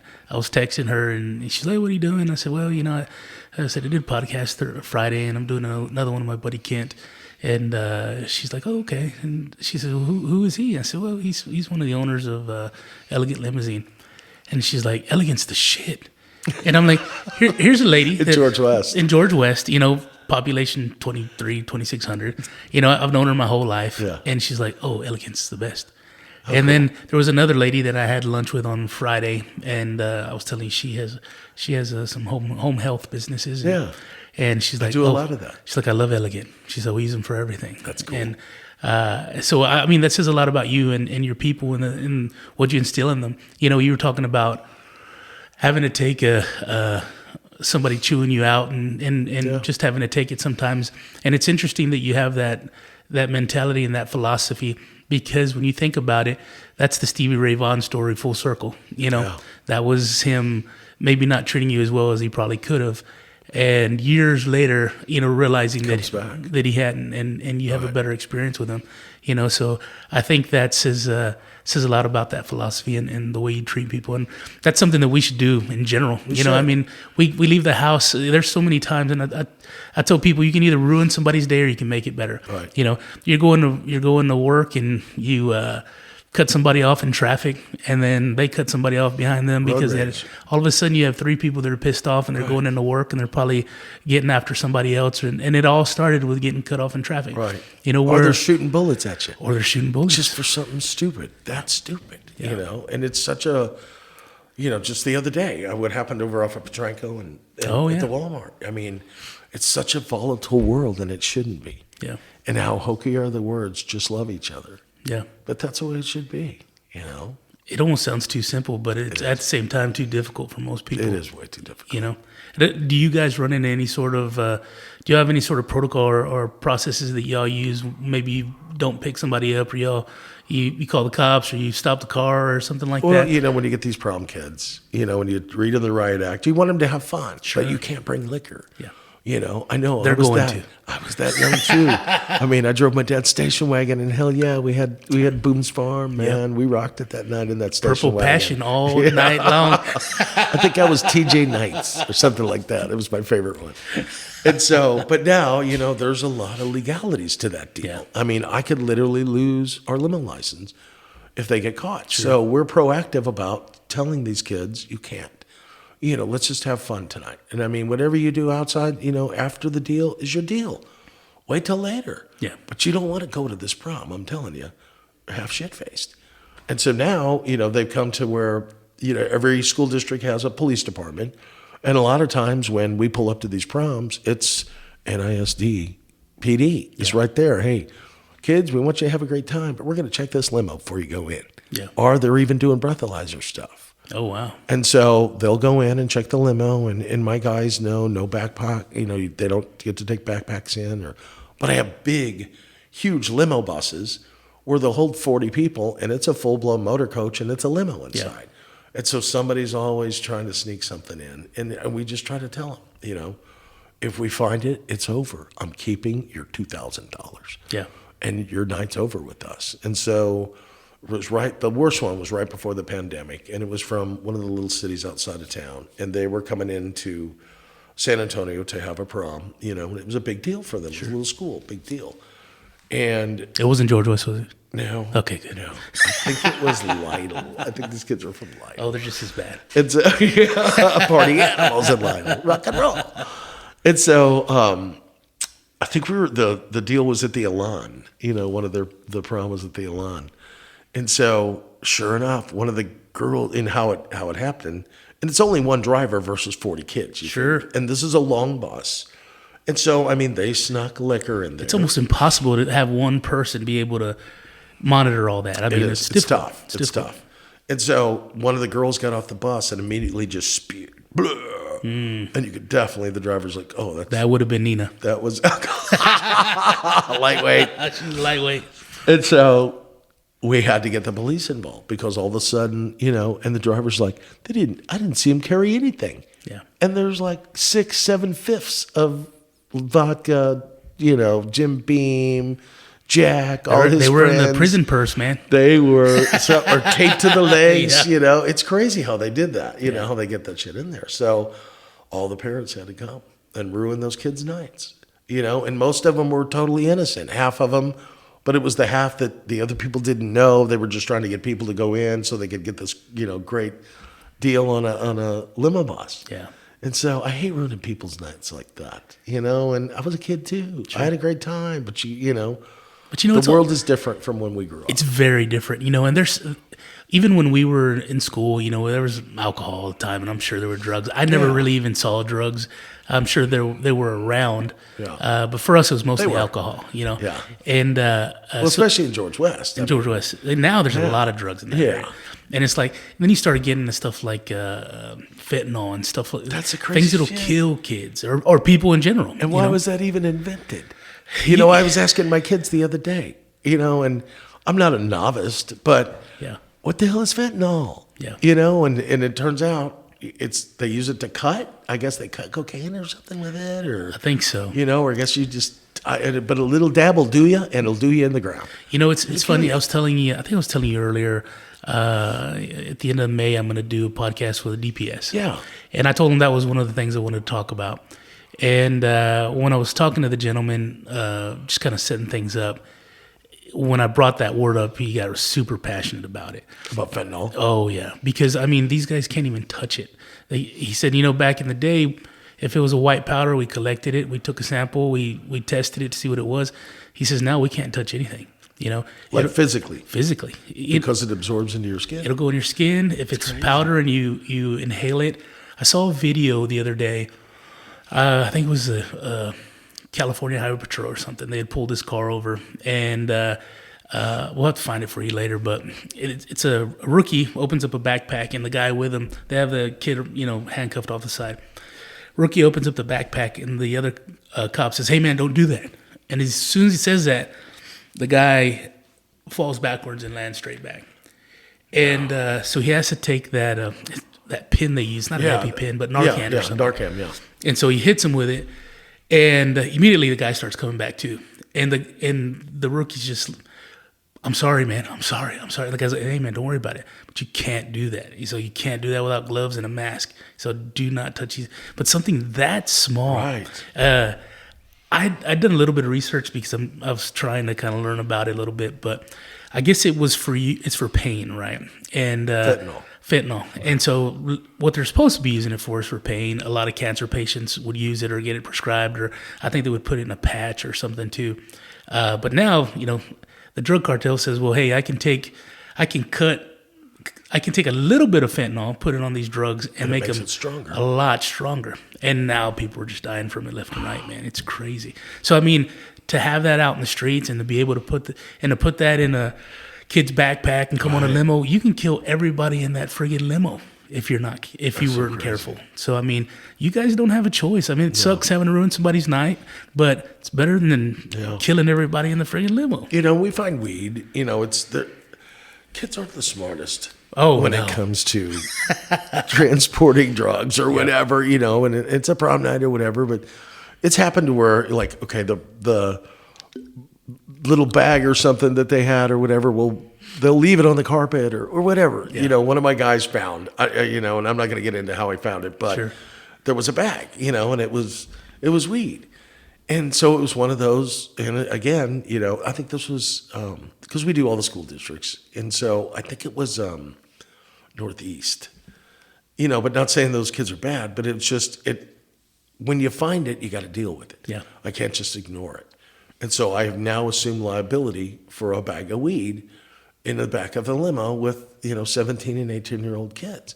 And so I had to involve, their police department, and they knew immediately because they saw the kids get out of the limo, and they knew immediately when I brought this up. I wasn't driving. I was at my office and my driver told me, so I went, to where they were having the prom at. And so they went and got the kids out and was like, is this yours?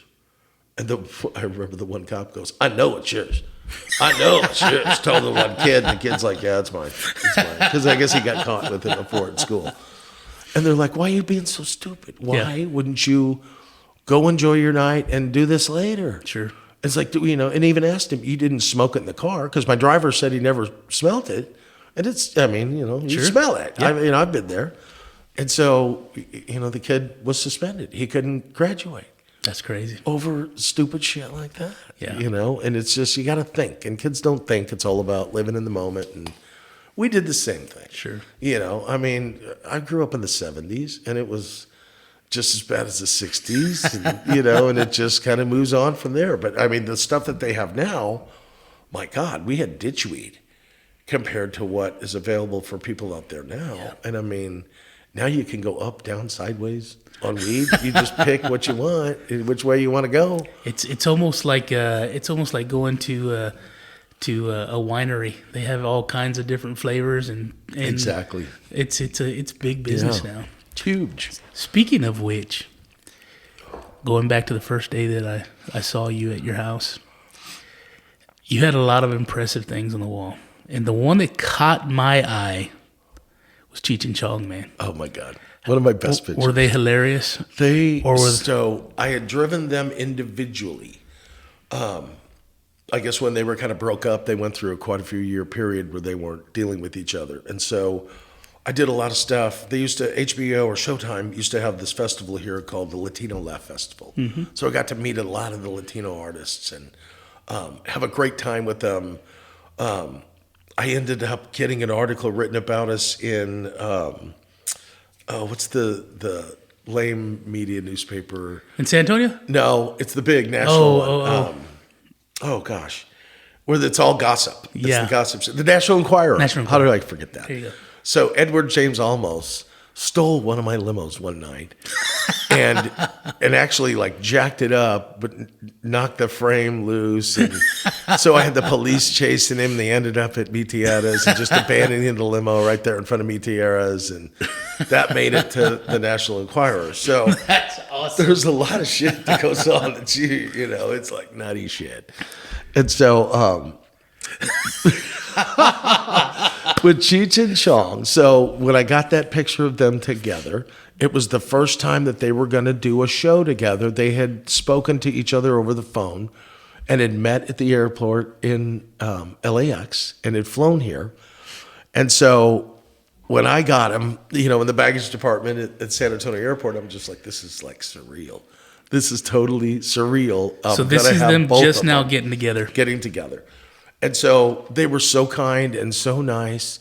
And I had to handle all this luggage by myself. And there was guitars. There was all kinds of bags and stuff they had like that. They had a whole stuff. But they were busy signing autographs. Because even the fire department came from across the field and heard that Cheech and Chong were in the baggage department. They brought the fire truck.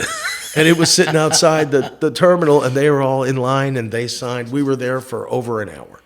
Signing autographs. And so I finally get things corralled. I'm taking trips down to the SUV, taking all these guitars and equipment and just stuff that they'd brought. And I was like, why are they bringing all this stuff? Don't you have people that do this?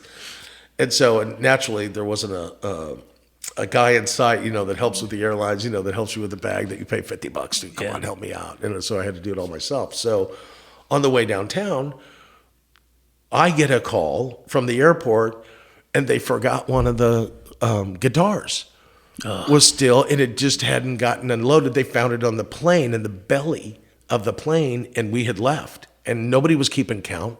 They didn't know how many bags between them they had. And it was like 17 bags. Jeez. It was crazy. I had to put part of the back seat down to get it all in.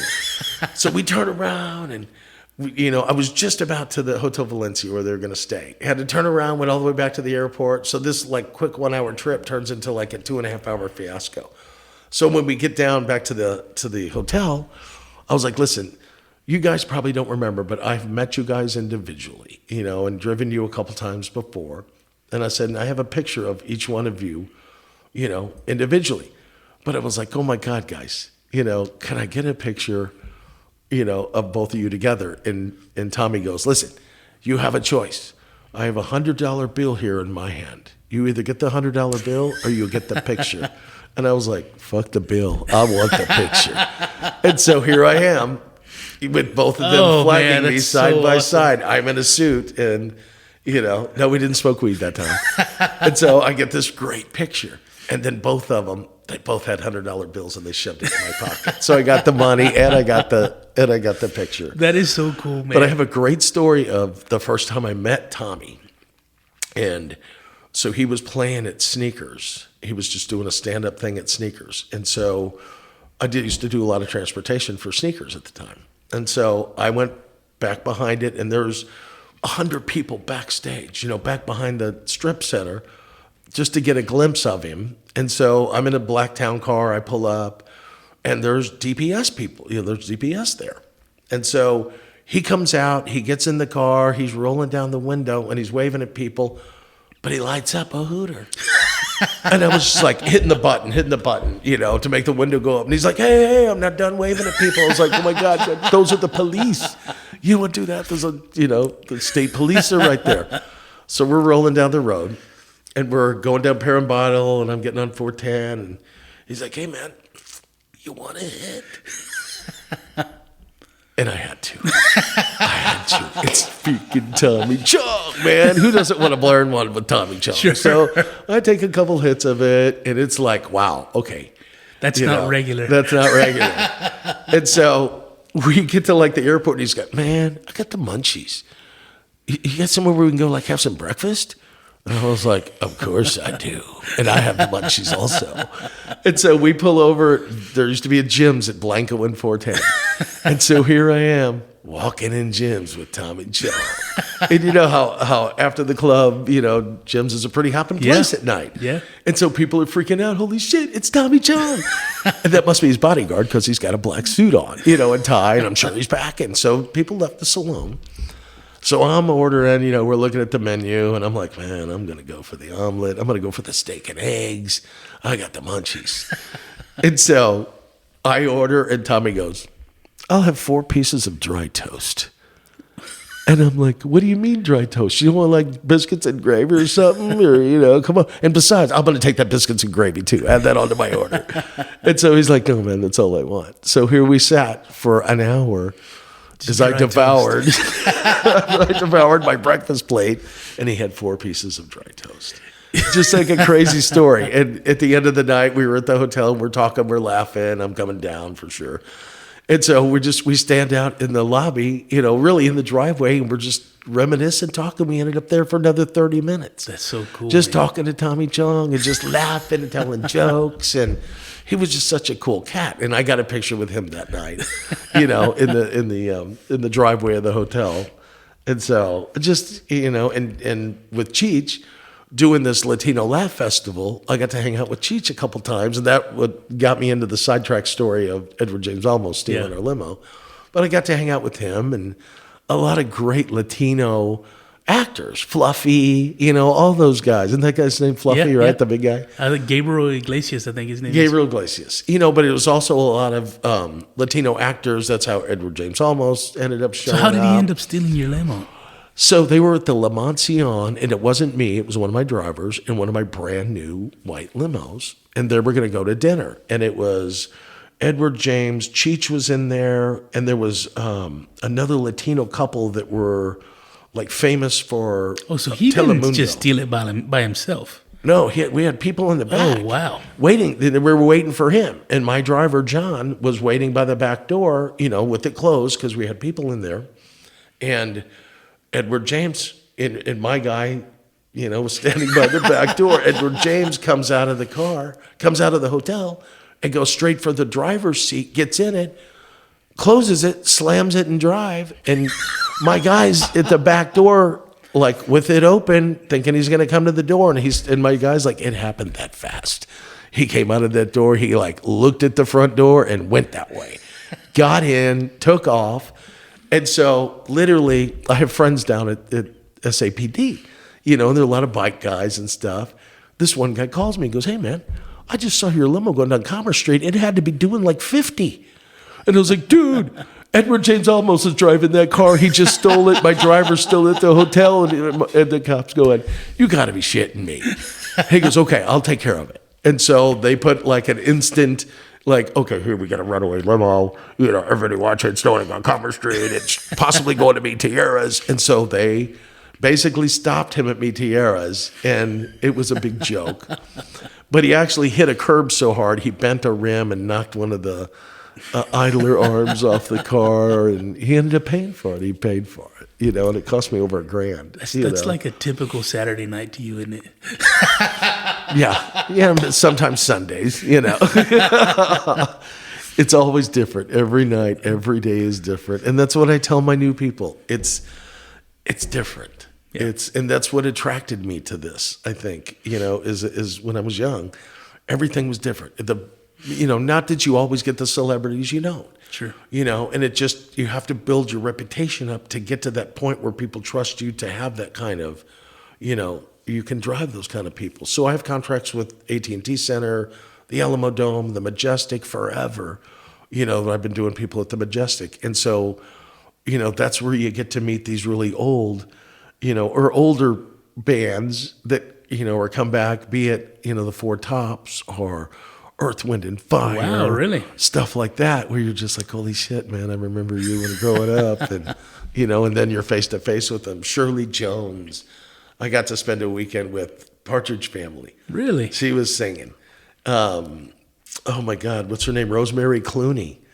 You know, one of my great stories is Rosemary Clooney. You know, she's George Clooney's aunt, and she was a great singer back in the day. And I remember my parents listening to her. And so right behind, it's on College Street, is the back door of the Majestic, and it's a red door. And right across the street, it's the Omni La Mención. And so that's where they usually hook up the performers, stay in the La Mención, so they don't have to spend as much money on me, you know, taking them back and forth. You know, if they stay at the St. Anthony or whatever, then they have to spend money on me.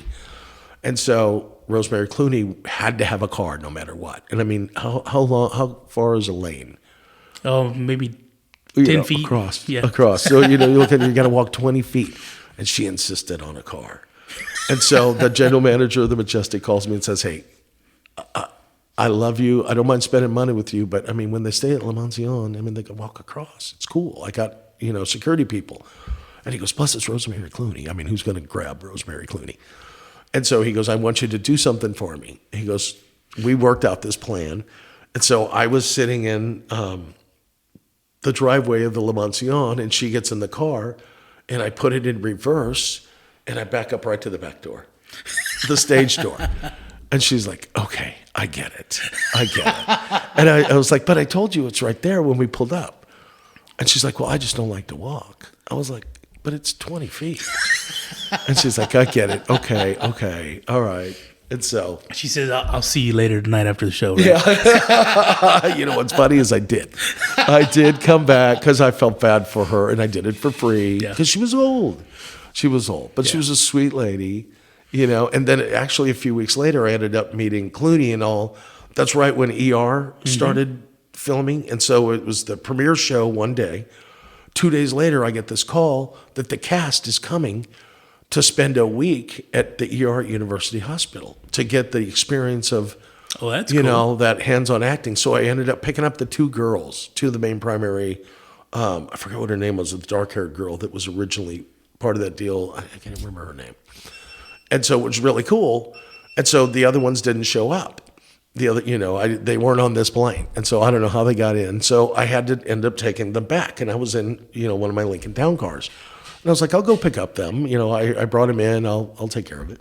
So when I get there, it's the whole cast. There's 7 of them. And George Clooney's one of them. And that's like catapulted him to being famous. But they all crammed in my Lincoln Town car. They're sitting on each other's laps. It was a great ride. But that was my first experience with George Clooney, and he was a super cool cat. Laid $100 on me. That's cool. We all laughed about it, and I took a picture of them. They had a camera, and they wanted a picture of them crammed in this car. So I didn't get a picture with them, but they had a camera, and I took a picture of them, and they were just all laughing. It was cool. That's stuff like awesome. that. A little shit like that is like, you remember that forever. Who's somebody that you haven't met yet that you'd like to? Robert Plant is a big one. Okay. Oh my gosh. Toby Keith. I'm kind of getting into the country thing. Yeah. And I'm a rock and roller at heart. Sure. But I'm starting to roll into this, oh my gosh, I want to meet some of these guys. But those guys are so humble, and they don't usually fly in their private jets. They come in a bus tour. Yes. So I don't get to interact with them as much as I do, like a rock and roll band coming in. Yeah. So, after George Strait, I got to meet Alan Jackson because they're really good buddies, cool. And we do, he comes and sees him. It's just amazing. I wish I would have gotten to meet Johnny Cash. Mm-hmm. That was one of those that, God, that was, Were you ever close to getting to meet him? No, but I wanted to. It's one of those wish list things. We do a lot of filming. So in Austin, I have an office in Austin. Mm-hmm. So we do a lot of stuff for Robert Rodriguez's studio. Okay. So there's a lot of people that come in for that, his filming and stuff. We got hooked up with Netflix, so we're doing 2 film productions up in Austin with Netflix. What is it? The Walking Dead we're doing up in Austin. And so I've, here in San Antonio, it's not so much, but when it happens, I get to, play and get involved in it. And so there was an Aaron Spelling deal here that was filmed, and I got to meet Ricardo Montalban. Oh, wow. And he was super cool. And so it was John Schneider and this other girl. And so it was he's as cool as he was on TV now. Oh, my God. He was just like Rico Suave, man. Dude, if I could have taken lessons from that guy, he was just classy. And he was like one of the original Hispanic. Sure. Because back in the day when, back in the 60s and stuff, it was tough for Hispanics to break into any kind of, American television. But Ricardo Montalban, I remember when I was a kid, and just thought, wow, then I get to meet him, and how badass is that, Yeah. Some things that I've done that I really think that my parents would really be shocked at. Like the people that I've got to meet, the Jerry Lewis, got to spend a week with Jerry Lewis. Really? And he was here at the Majestic doing a play. And as much as I want to say that he was just an incredible, great guy, he wasn't. He was a mean, just angry guy. Yeah. And I was really, really sad for him that he turned out that way. When people, and I read things about him, like later in his life, he had alcohol and drug addictions and stuff like that. And some of the personality traits that I saw that week hanging out with him was like, okay, now I can see that, and I read that afterwards, after I had got to spend this week with him. But who knows Jerry Lewis? Yeah. Who's ever spent time with Jerry Lewis? Yes. That's just like crazy shit, Were your parents around to see some of the cool things that you'd done? Nothing. No. My mom died when I was 4. Okay. And so I had an evil stepmother kind of thing. Lived that whole life. I actually ran away from home when I turned 16 and never went back. Oh, okay. So, but I kept going to school. I graduated from high school. And never could I afford college, because I was basically, after I ran away from home, I was written off. And my father was an architect, a very prominent architect in the St. Louis area, but I walked away from it. And so my college was the streets, was the school of hard knocks, and just, that's how it happened. And I learned. Well, I think that's where you learn how to treat people. Yeah. Right. And you're in the business of treating people well. And so I don't know that any university could have given you what No. And at the same time, now you're a professor of teaching people how to treat people. And I try to. And I have people that have master's degrees that work for me. Yeah. If you don't love what you do, again, I'll say this, if you don't love what you do, don't do it. Yeah. Don't make yourself suffer day after day if you don't have a passion daily for what you do. Don't make me go quit Monday morning, Kent. And you come right into my office, brother. We're going to have a great time. I may have to. If you have a position for somebody who sits around and says funny shit and eats snacks all day, that's my job.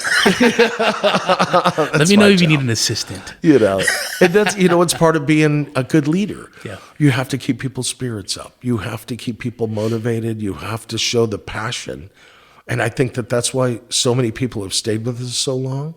And that, again, I'm not trying to beat my drum at all. but it's something It that's speaks for instilled itself. in you, Yeah. you know, through leadership that you have to motivate. Yeah. You know, so that's how it works for me. I just had one of my drivers like 3 or 4 years ago. He was with me for 30 years. Wow. And he retired. Wow. And his name was Rene Gonzalez, and then he moved up to Michigan. So he lives in the snow after his whole life here in San Antonio, and he loves it up there. But I miss that man desperately. Yeah. You know, and he was my original chauffeur, and I had actually hired a limo for a wedding when a couple friends of mine were getting married, and he was the chauffeur that showed up, you know, that day. So that's how I was like, wow, what a cool job this guy's got. First time I really had a dealing with the limo. Yeah. And really back, oh my gosh, I have seen Queen probably more times than I've seen any other band. Really? So growing up in St. Louis, I'd seen Queen like 5 times.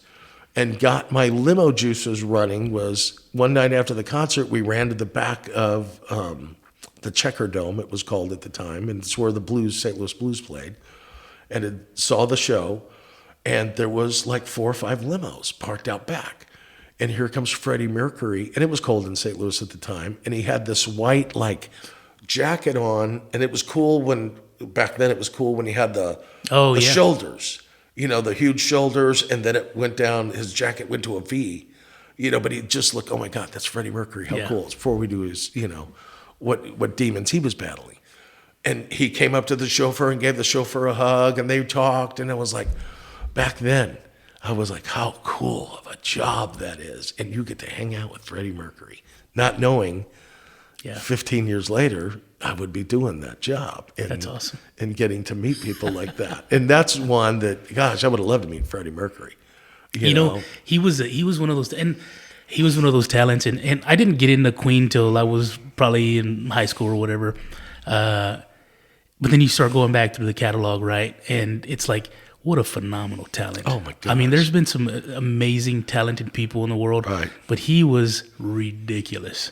I mean, he had a great voice. And the range that he had with that voice. And the attitude. Right. You know, the stage presence. Right. You know, when you see him playing, was it Wembley Stadium or something? And there's thousands and thousands and thousands. That's when he was sick. Oh, yeah. He was dying. He was amazing. Yeah. I had heard something once that he had asked the band. I don't know. I forgot how much time he said he had, but he asked the band. They said, "What do you want to do? You know, you're fixing to die. What do you want to do?" He says, "I just want to make music." He said the band went and they just recorded nonstop till, you know, he couldn't do it anymore and ended up passing away. But man, what a phenomenal talent! I couldn't imagine seeing him live. Oh my gosh, it was so cool. You know, and that's why we went time and time again to go see him. And the show, it was all about him. And like, he was the epitome of, that's how a rock star should act on stage. Dancing around, the chicks loved it. You know, he was just a force to be reckoned with, and just an entertaining. It was worth every dime of the $10 that we probably spent back in the 70s to go see him, you know? We went to go see Kiss several years ago. Have you seen Kiss? I've got great pictures with me in Kiss. And Gene Simmons. Of course you do, Kent. Yes. You know, we went years ago, Nina and I. And at the time it was like, you know what, let's just go check out Kiss, right? Mm-hmm. I grew up with their music. You know, their music isn't very complicated, right? Compared to Freddie Mercury. The show was phenomenal. Right. Like, we literally left there with our mouths open going, oh my God, you know, what did we just see? Yeah. I mean, from the beginning to the end, like I said, the guitar play, the drums, the lyrics, it's not very complicated. I want to rock and roll all night. Yes, and party every day.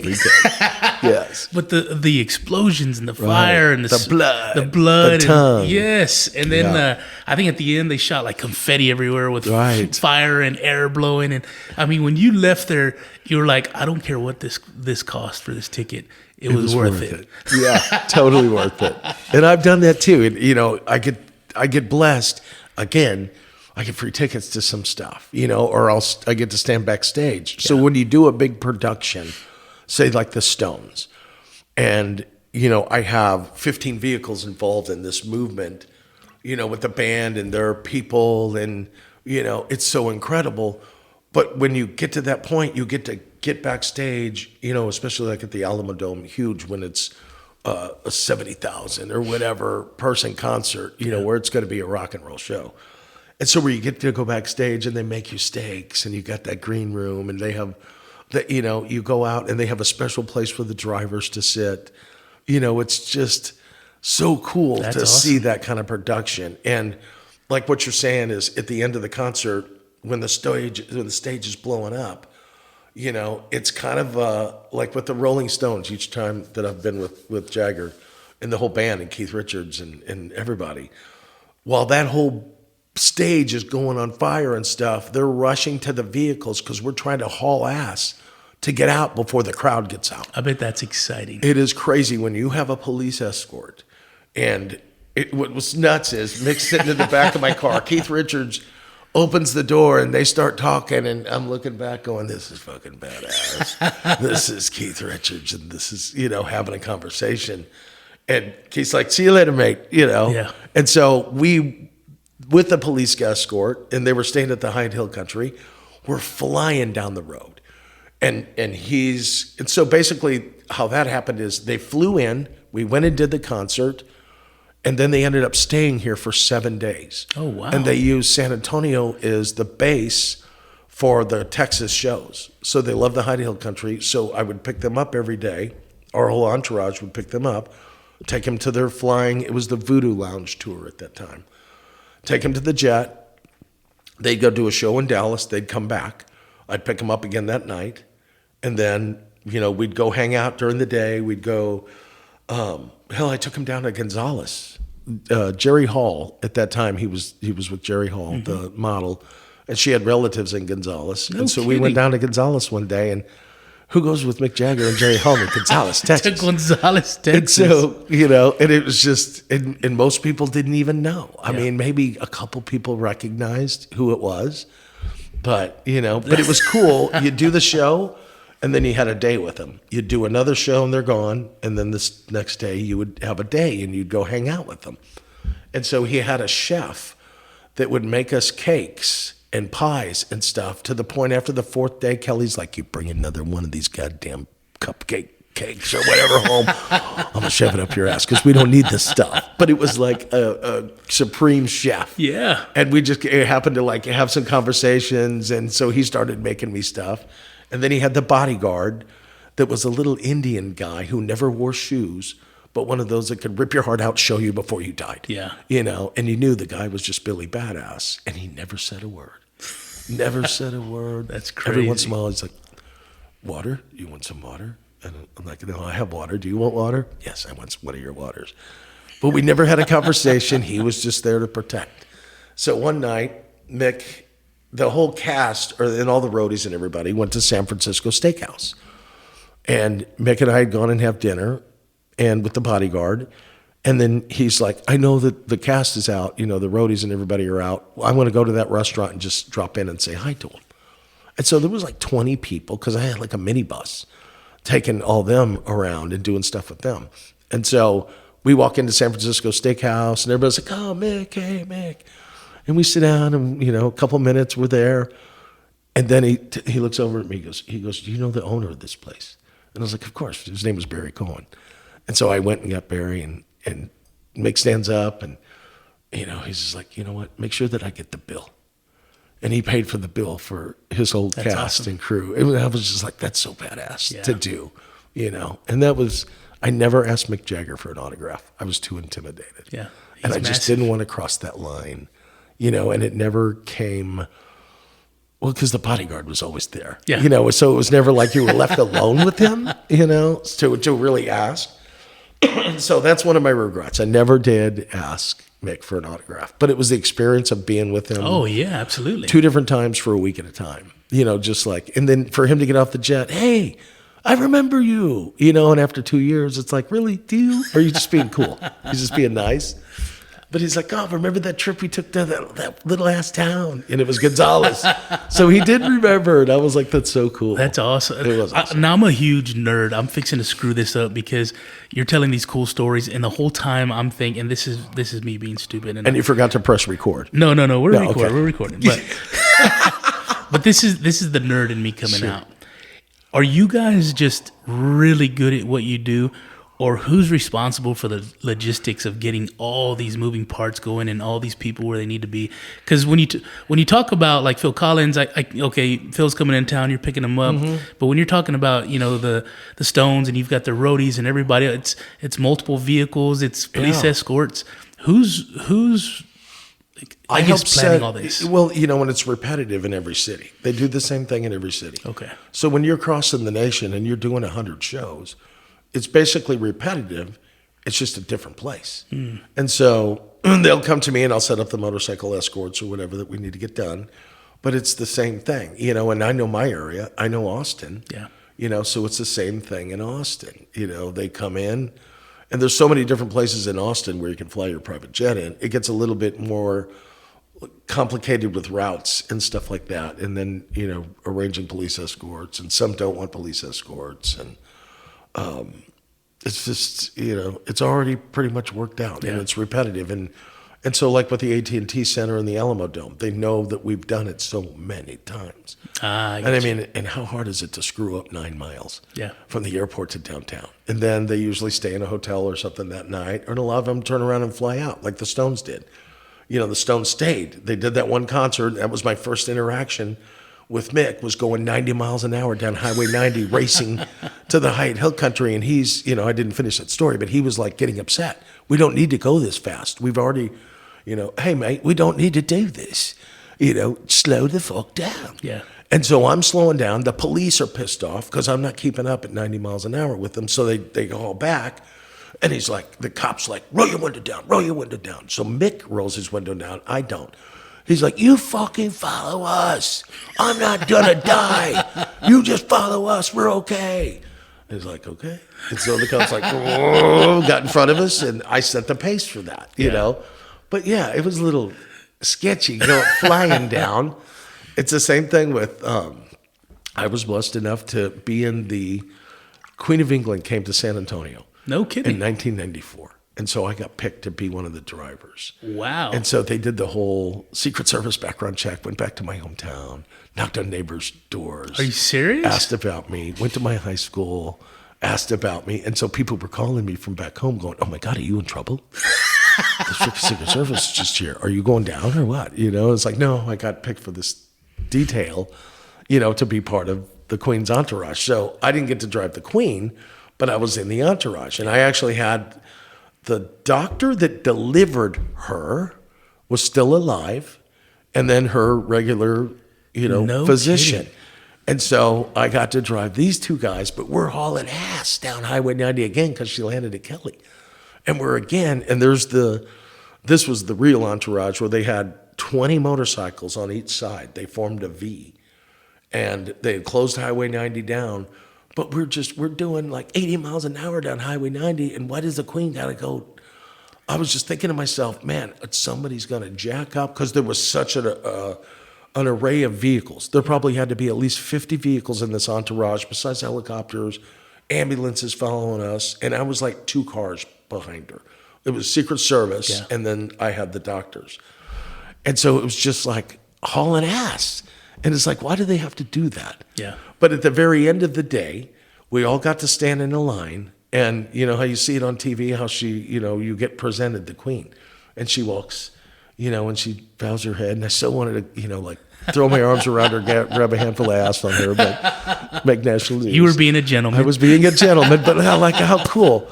Yeah. It was like I got to nod at the Queen, and she nodded back, and it was cool as shit. That is so cool. It was. It was really memorable. I bet it's nerve wracking with that case and with Mick when you're going. I have this weird thing where it's like I don't want to ride your motorcycle and I don't want to touch your bike or your guitar. Right. I don't want to touch these things because I don't want to touch them. Right. But when you got Mick Jagger in the back and. To me, I'm sitting there, I'm going, well, I don't want to touch your $30,000 Harley. Right. But you got Mick Jagger in the back, and it's like, you want to talk about precious cargo. Or even the sword with Santa Ana sword. Oh, my gosh. And it's like, you're a professional. You've been doing it forever. Yeah. It's probably water off a duck's back, but I would be a little paranoid moving these things. Sometimes you got to be a little intimidated. Yeah. When you have stuff like that. And especially with Phil's stuff, he would keep bringing stuff. But then he's like, oh, I'm going home this time, and I have professional packers, and they're going to bring the wood, and we're going to, this next trip, it's going to be come over by cargo plane. And, that's when the mother load of all the stuff came in. Yeah. And and he was here, and I got to pick him up, and we got to watch the cargo plane come in, and they put it in moving trucks. And that's crazy. That was so cool. But to know that's the priceless shit. Yeah. So I'm going to tell you, one story just came to mind. And it's kind of one of my most bizarre stories that ever happened to me in my life. And it's one of the eeriest things that ever happened to me. So there used to be a club up on San Pedro, and it was this guy, Danny Levinson. It was his club. And it's behind I don't even think it's there anymore. Do you remember that club? It was behind, set up on a hill, like if you're going south from 410 on San Pedro, and it was up on the right. And it used to be like a pool It's before hall that tall building, right? Yes. Okay. Yeah. I think I know where you're It's talking right about. there. It's right next. That's the next driveway. Okay. And you would go up to it. So we used to get a lot of great bands. Danny had connections to get all these great old 70s, 60s bands in. And so I get to meet so many incredible older, Jefferson Starship and people like that. That's cool. And so who did I meet? The Allman Brothers. So one time we got to drive the Allman Brothers, and this is a side story on that. We took him to that deal. We were out partying with him, literally, Greg Allman, and he decides he wants a tattoo on his left arm of tied to the hitching post. He wants the score tied to the hitching post. And so back in the late 80s, we had these friends. They were called Strawberry and Snapper, and they had a tattoo parlor in Eisenhower Flea Market. And so we brought Craig Holman over there No one night kidding. and watched the sun come up as Snapper was doing the tattoo of tied to the hitching post on Craig Holman's arm. How did Snapper take that when you told him who you were bringing? Come on over. I got weed. I got coke. Come on over. It's cool. It's cool. I did the same thing with Kelly Ripa. Oh, so really? Kelly Ripa was here. Did she get a tramp stamp? What'd she get? She got a thing around her ankle, like a little thorn deal. And that's when she was in the playing in soap operas. Oh, really? And so she was young, Yeah. and she came for some kids thing. KABB TV used to have Kids Day. And so Kelly came for that. And so it was so cool. And she's like, you know what? I want to get a tattoo. And it's like, do you really want a tattoo? Snapper and Strawberry, bring her on over. I got coke, I got marijuana. And so here, Kelly Ripa got this tattoo on her ankle. 2 days later, I get a call from CBS.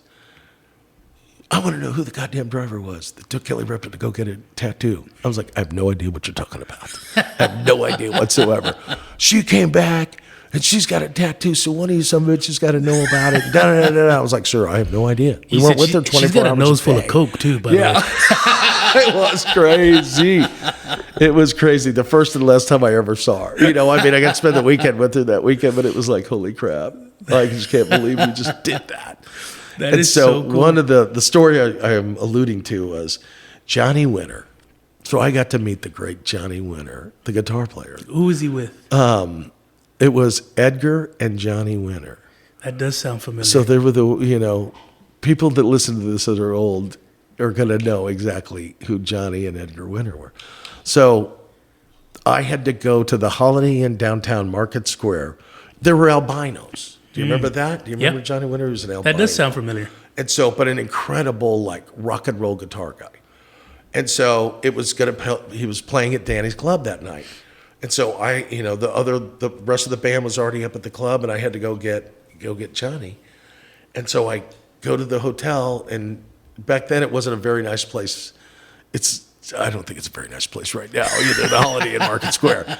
And so I go to the door, and I knock at the door, and there's nothing. And so I'm like, God dang it, what's going on? So I knock. And I remember because I had the bag phone. I went and got my bag phone out of the limo, and I called back to the club. And the manager gets on, he goes, he's in there, just keep banging on the door. He goes, is the door open? I was like, I'm not just going to walk in. Yeah. And so he goes, I don't care, just walk in. And so he keep me on the phone. So I got my little man purse, bag phone on. And I opened the door. Phone attaché. Yes, it looks so gay. So here he's in this chair. You know how you got a bed and you got the little round table and 2 chairs in a sleazy motel, basically. And I'm telling you this with his name because he's already passed. You know, he's already died. And so I go in there, and he's already an albino on top of that, but he's got a needle sticking out of his arm, and he's heroining up. And I was like, oh my God, I've got the guy on the phone. He's dead. He's dead. And I'm thinking to myself, oh my God, I will be always remembered as the guy that found Johnny Winter dead from an overdose. Yeah. And he goes, he's not dead. Yank the needle out of his arm. And I was like, there ain't no way I'm going to do that. Yeah. And I was like putting my fingers up to his nose to see if I could feel any air coming in and out. And so after a couple of times, I was like, I think, because I didn't really want to touch him. Yeah. Because he was nasty. I mean, it was nasty. Sure. I mean, not that I'm like naive to that kind of shit and never, ever crossed that line with the needle.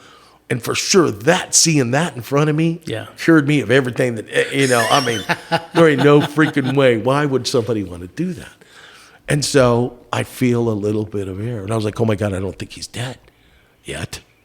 And so he's like, I'm telling you, pull the needle out of his arm, but just yank it. Just pull it. Don't like pussyfoot around, pull it out. And so then I have to touch him. I grabbed him by the elbow and just yanked it out. And I'm just like, wow. It was so disgusting. Yeah. And he's like, you got to get him here. Slap his face. And I was like, I'm not slapping Johnny Winter's face. No, you slap his face. You smack him a couple times. You got to bring him around. And I just like, tap.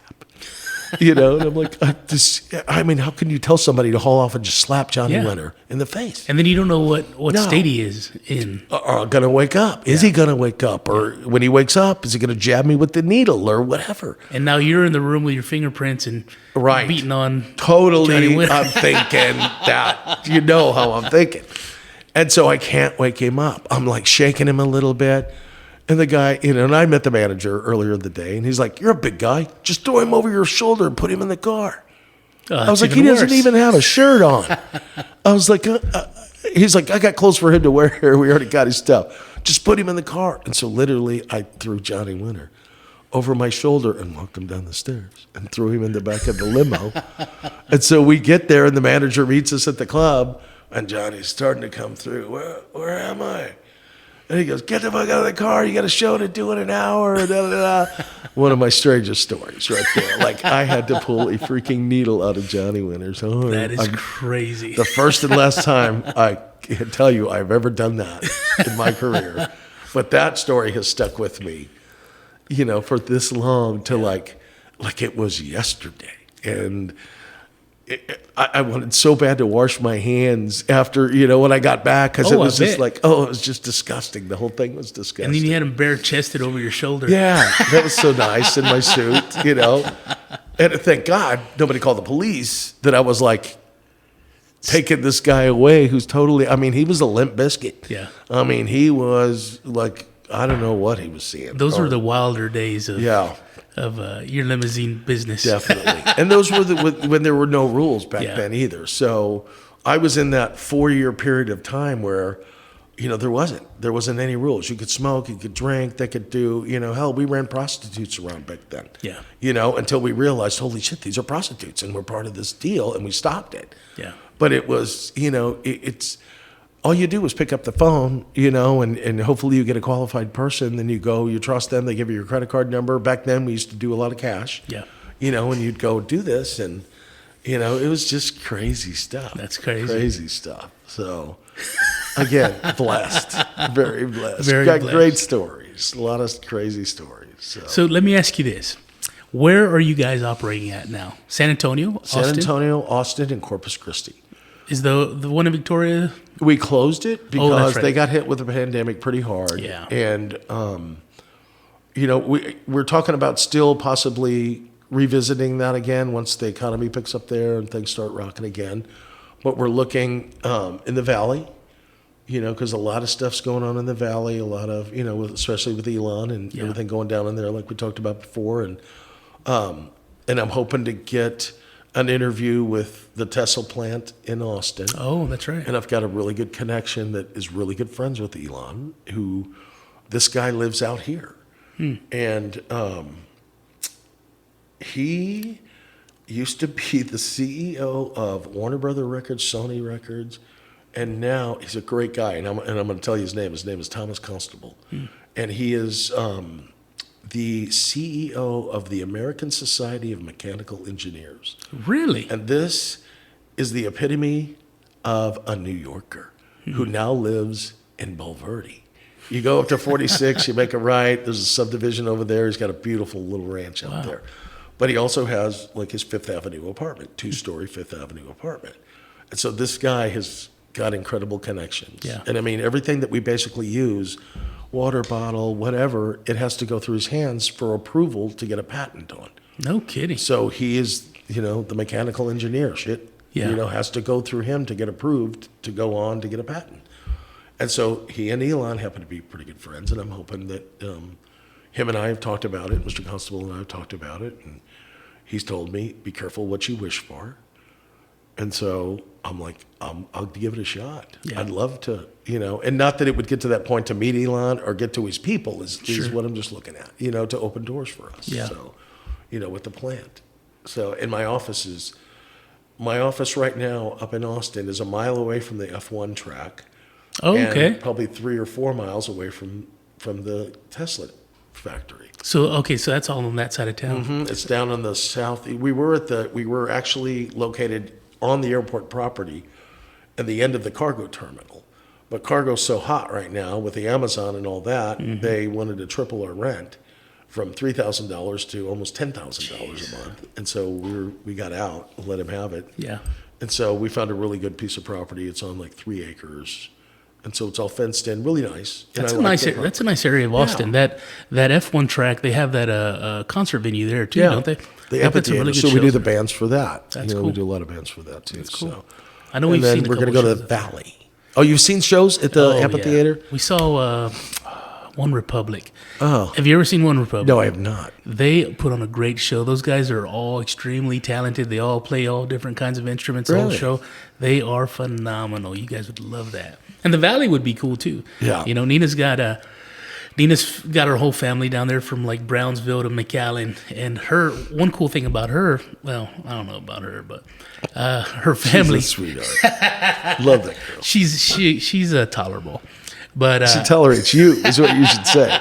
She does that too. Both of our wives do.